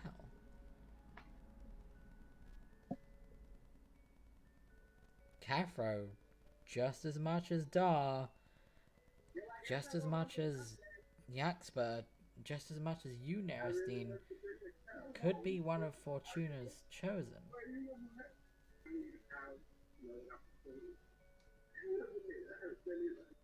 Sure. It very well Doesn't- could. Doesn't change the fact what needs to be done. No, it doesn't, but it does mean that you are one of the ones that need to do it. Welcome to the crew! Very enthusiastically. Floric crosses their arms and will say, Fortuna wasn't very much involved in the war. She played her part, but she wasn't there. She kept saying that she had a plan, that she knew what was going to happen, but she never told any of us. She never told any of the gods. We assumed that she didn't because she didn't want to interfere, prior knowledge of events happening and all that. But maybe she just saw Nanas coming back. And she wanted to help with that.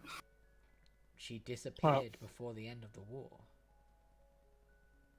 I imagine when it comes to anything dealing with the telling of future events, by doing so, you alter it, and you alter the course of said events, and Yeah, it gets complicated. yeah. And if things are supposed to play out a certain way by intentionally altering, why the fuck are we lining up? Because look at it, it's cool. You got all the backgrounds, they match, and it looks We're a cool. bunch of nerds. Sorry, I just deliberately did that because I know I It is We pretty- are Applejuice we are Crusaders. Applejuice Crusaders. But yeah, continue. Sorry, I had a second. You're gonna die against some fucking bird with ice powers. Probably.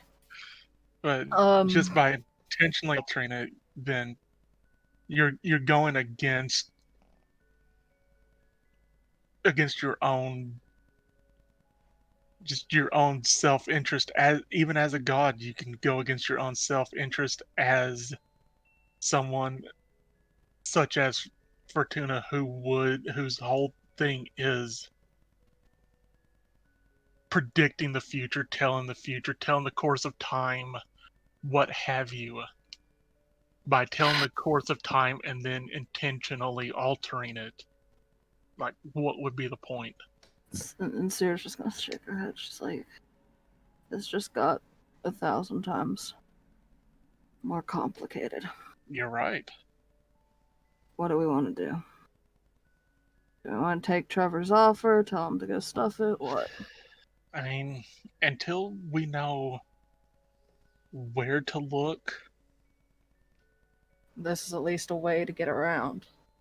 until we know where Not to look, only who we're that, looking for. but honestly, Trevor's a good connection. He's got the Traders Guild. He's got connections we don't. It wouldn't hurt to have a mutually beneficial relationship. Like I said, eventually I would like to return to the Red Sands. Hopefully I can reach my parents before this. But it's an option. Like I said, we could also, if we're looking for more ancient tieflings, also try my grandparents if we go to their town.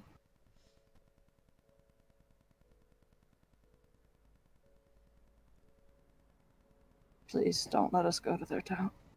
She's just gonna mutter that. What's wrong with their town? Nothing per se. I'll be honest, we didn't have the best send off the last time I saw them. What happened?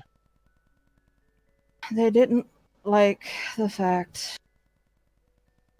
that my father didn't marry a tiefling,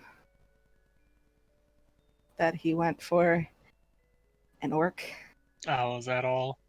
It is, and I might have gotten pissed at a party, and maybe caused a few explosions of foods. As you're talking about this, you hear that the wolf outside is growling. Wolfie? Floric will look up and go, did you bring a wolf with you? Yes. When did you get a He's wolf? the best. Thank Near we, Steve for it. we tamed a wolf along the way. Okay, can you see what it's growling at? And Sierra's gonna go out, and she's gonna like, "Oh, hi, Trevor." She's gonna give Wolfie 2 peek. They just noticed the wolf now. As you both get out there, you certainly do see that Trevor is there. Trevor knows where you guys parked, so it makes no sense that he's there. But Perfect sense. We were just discussing your generous offer. We've decided to take you up on it. You see that he's smoking his long pipe still. He looks between you and Nerstein and the Winter Wolf, and he goes, splendid. I'm glad that you saw sense in that my deal is a worthwhile endeavor, and it will allow you to freely travel without the fear of the fact that you know that you're all wanted by the Lux Priesthood. I'm not an idiot. We didn't think you were. You should all perhaps consider the fact that when you met, you were all the exact descriptions. While not most people wouldn't have understood it, it's very rare that you see this mix of races together. While he's talking about that, even though it does absolutely nothing for him, Yuxberg makes himself invisible. Perfect. You use that spell slot. Oh no! Use that racial feat. Yeah, no, that's racial feat. That's a free. That's a freebie. Hidden step. Yeah, exactly. And Sarah's gonna go. Yeah, that ain't no spell slot. I tell him that's why. That's the main reason why I came into this town disguised. Kind of hard for the rest of us to. He takes a big breath of his pipe and he will say, well, in some of the larger kingdoms, there's not much I can do about that. Not much I can do. But I will say that in the smaller kingdoms, I do as a trader guild member, have a certain amount of sway for people to look the other way. That sounds good. You're not You're there, not yak. Shut up. Oh, And Sarah would be like, we would appreciate that. Would also altering even a bit of our appearance help? No, not really. I doubted that. The, Never that easy. the best way is, well, there's two ways you can go about it. You can either keep doing what you're doing, prove yourself in deeds, and then when eventually the priesthood comes calling, and they will eventually come calling, you have a catalogue of good deeds to counteract whatever points they make. That, or you face the headsman straight away and just find the largest location that you're wanted and try to face the music. I would suggest the former over the latter. Yeah, that sounds more like our kind of thing. The latter. Good deeds. May I? And he gestures towards the tent with his pipe. May I enter? Let me ask a certain member, please. She's gonna go back in and she's gonna tell Floric. The traitor we talked about, Trevor, he already knows. He's not stupid. I'm not gonna say he can be trusted, but the fact that he hasn't ratted us out to the Lux priesthood already probably at least shows he has use for us and doesn't want to get rid of us. At least yet. That sounds about right for a trader. Let me guess, is he the one you're talking to outside? Yes, he'd like to come in. Bring him in. She'll nod. She'll go back out. She's gonna try to get Wolfie to let Trevor through. She's like, you can come on in. Animal handling at advantage, please. To see if you can calm Wolfie down enough. Yeah, that's enough. 20! That's enough for them to, like, move towards the side and allow Trevor to She's come. just gonna give Wolfie a pet. Animal She's handling also at gonna... advantage. Okay, again? Yeah, because Sure. there's two very distinct actions. Getting the wolf to move away to allow someone to come in. Oh, come on. It's like you're pushing it now. I moved. Okay, Pushing it. she's gonna And stop. Bite your hand off. Shut up. She is gonna look at Nearstein. She's gonna go, Nearstein, did you perhaps decide on a name? Perhaps. What would you like to call? The name that I was thinking, it was Striaka. Shriaka? Striaka. Striaka. She says it slowly and she's gonna be like, I like it. Do you like it, Wolf? Or do you like it, Striaka? It is Drow for fearless. Now that is fitting. Do you know if Striaka's a boy or a girl?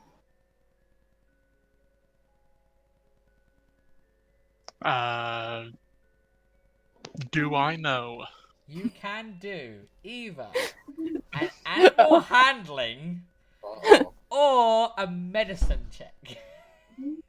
I thought you were gonna say it. If it's animal handling, would it be an advantage? No. I thought you were gonna say it's drow for wolf. Fuck you. Yeah, it's a trap, a wolf. That would be funny. God, I should have done that. Quick, I've changed my mind. Damn, there's not a Drow for wolves. I will. No, I'm not gonna cast guidance. Oh yeah, that could be bad. Guidance not necessary. I will do animal handling and hope for the best. Okay, animal handling. Guide yourself. Yeah, but since you picked animal handling, you're gonna have to actually handle this animal.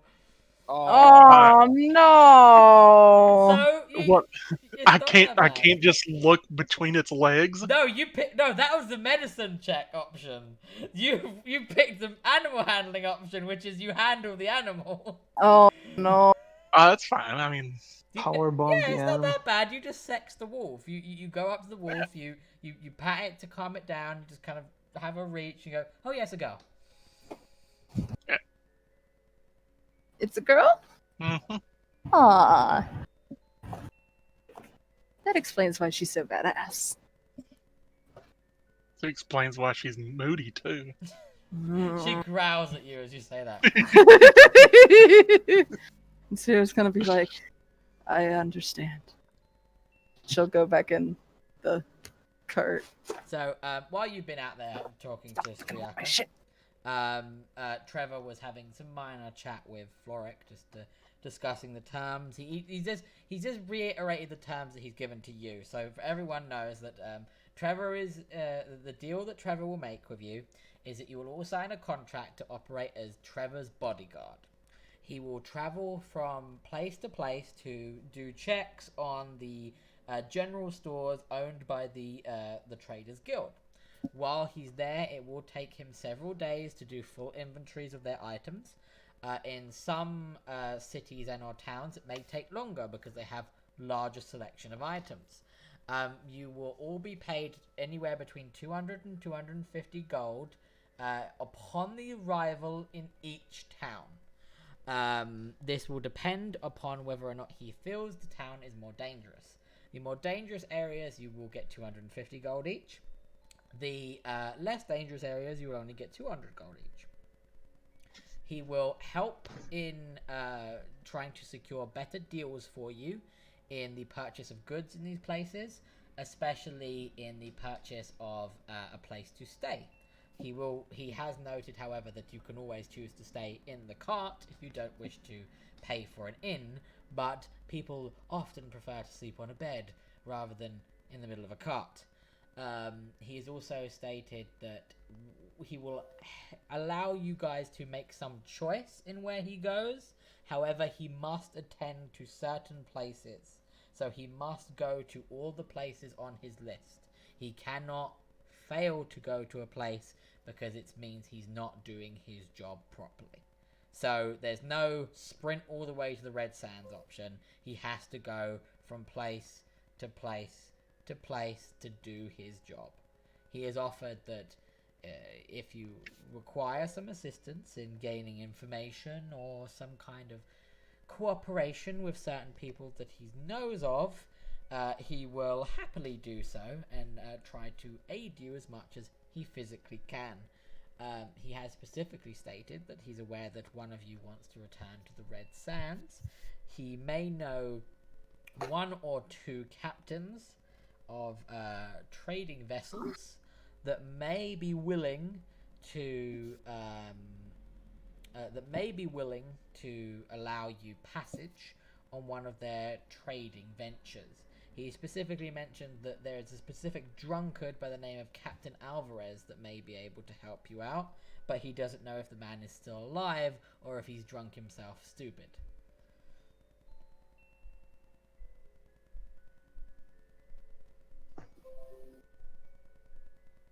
Those are the basic terms of your deal. You get paid for going there, but he must go to all of his places. He will allow you some choice in where you go from place to place, but it's more the order in which you go to places. If he has a selection of places that he needs to go to, he needs to go to all of those places, but he will let you input in which order he decides to go to those places. Sierra says, doesn't sound Seems like a bad legit. tea. Well then, it is settled. I will make sure that I have a contract drawn up, and so you may sign it yourselves so that there is official paperwork to back up what we are saying. However then, since you are now in my employ, and he takes out a map and he unfolds it, and he gestures towards it, he says, these are the places that I am required over the next few immediate weeks I will gladly give you some information over each place, and we may decide where we will be venturing to next. And if you give me 2 seconds, I will change you all to now the correct map to decide. You're gonna have to jump through a few maps for a second because I have to scroll it all the way to. Fuck! I've got a lot of maps. Yeah, you went back to Vestigal there for a second. Howdy there. Right, so World map. here is the world map with explanations of where you can go. Trevor explains to you that in this region of Gregoria, he has already attended to Fresh Hall, so he does not need to stay here any longer. You can choose to leave right now, or you can choose to stay the rest of the day. He is not fussy on what you choose to do. He explains that the closest 2 places are Deepmoor Keep and Carrigan Town. Deepmoor Keep is a very large keep. There's a lot of knights there. There's the overall lord of this little section of the world, and the overall lord of the north dwells in Deepmoor Keep. He is a man that's very up to date with current information. So perhaps going in there might lead to some issues if they work out who you are. Fabio, there is a Fight Island. This is a zoom in. If you want, I will show you Fight Island afterwards. He's explained that he does need to go there, but going there right now might not be great. He explains that there are a lot of very wealthy individuals in Deepmoor Keep. He knows that there are a lot of scholarly individuals in Deepmoor Keep. So if you're looking for information, the scholars of Deepmoor Keep might be able to help you. He then goes on to explain about Carrigan Town. Carrigan Town is the next closest. Deepmoor Keep and Carrigan Town are both about a day and a half's travel away.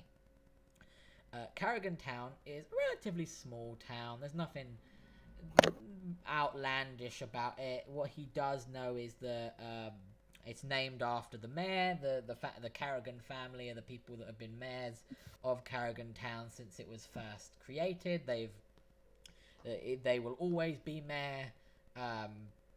He will note that there was some conflict recently by a band of roguish types, a band of outlaws that what do they call themselves? They call themselves yes, the Red Ravens. They seem to be causing some kerfuffles over the last couple of years with the people of Carrigan Town, specifically the mayorship.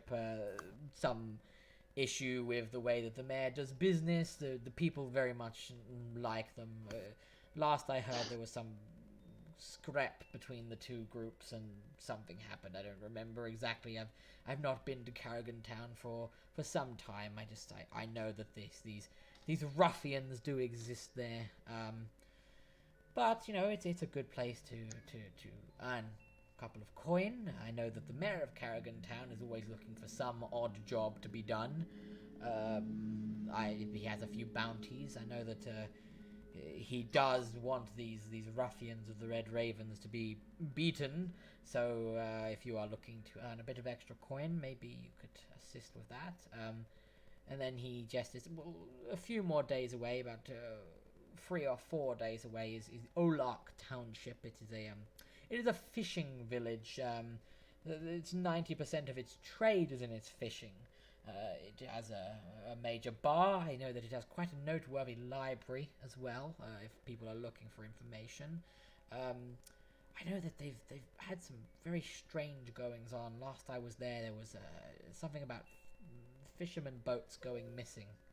Not quite sure. I haven't really heard much since, but I know it had some of the more veteran, more spiritual fishermen spooked. But those are your choices. If you wish to head to Deepmoor Keep, I will say be prepared to deal with the law. Carrigan Town, pretty good place to go, and Olark Township, well, it's a little bit further if you would prefer the travel. But I leave it up to you. I'm going to head back to Freshhall just to complete my finalized businesses, pay off for a few meals that I have had at the inn and haven't fully paid for yet. Once I've done that, I'm completely free to go now or at maybe tomorrow. Please take on board what I have said to you. Take on board the options of where we may go next, and let me know when you're ready to move out. Tomorrow morning would probably be best. Get an early start. Tomorrow morning it is. Then I will bid you adieu. Please, by tomorrow morning, have an understanding of where you all wish to travel next. He bows his head. He exits the caravan, the merchant caravan, takes back out his pipe and begins to smoke again. That is actually where I'll leave it now. This is your next set of choices. It's where Kerrigan Town it is! Probably, yeah. I was actually going to say, when Trevor comes back outside, Deepmont Keep is where the fucking Phoenix Wright shit is, isn't it? Deepmont Keep is where the Phoenix Wright shit is. You son of a bitch! The law are gonna get you. Wow. It's gonna be a while until we get that. Yeah. I would suggest maybe Kerrigan Town, then Orlock Township, then maybe Deepmont. Maybe have a kind of like repertoire beat up before we get fucked by the police. So just to give you a basic breakdown out of character, Kerrigan Town, what you know is that it's run by the Kerrigans. It's always been run by the Kerrigans, and a few years ago, he's not quite sure when, there was a bit of a ruckus that happened between a mercenary group, a roguish group, calling themselves the Red Ravens, and the commanding forces, the upper lords of Kerrigan Town, and that it's been going on for some time. Recently, there was a bigger skirmish that happened, but he doesn't know the details. Deepmore Keep, it is a keep. It is where lots of lords and ladies live. It's where the ruler of the North lives, in terms of not the North as in Grey Wolf's North, but what they refer to as the civilized North. He is the lord of the civilized North. The king of white people North lives in Deepmore Keep. But they have a lot of scholars in Deepmore Keep. A lot of very, very smart people. So the place to find a lot of really good information may be there. But obviously, the king knows the people that are wanted. They will know that you're wanted. Olark Township, it's a fisherman's village. All he states about Olark Township is that it's known for being a fisherman village, that most of their trade is in fish, but a few years ago something happened where some fishing vessels went missing, but he doesn't know anything more about it because he hasn't been up in this section of the world in a long time. So not a fish are taking over. Yeah, the fish are taking over. Rise up. He did also it's state that beginning to look a lot like fish, man. Olark, he did also state that Olark Township has a very notable library. But I'm going to end the recording there because it's almost over 4. Almost 4 hours. She would love to go to Olark, but let's hold on. I was going to say when Trevor came out, Nerestein was gone. Nerestein's gone, so Nerestein has disappeared. Wait, Nerestein, where are you going? No, she's not going. She's disappeared. Am I correct? She went somewhere. Did you go to Gaul? I'm not at liberty to say. She's not there to say. But anyway, on that bombshell of deciding where to go next, and fucking Nerestein's just disappeared. I wonder if it was the teleport sphere we all had. I wonder if it's the magical teleport tattoo that could have saved any of us from certain doom if we'd remembered we had it. Yeah, if we remember we had it. Anyway, thank you all for watching. Thank you all for participating. I'm going to stop the recording now, but we can still talk about this, and I can give you more information if you'd like.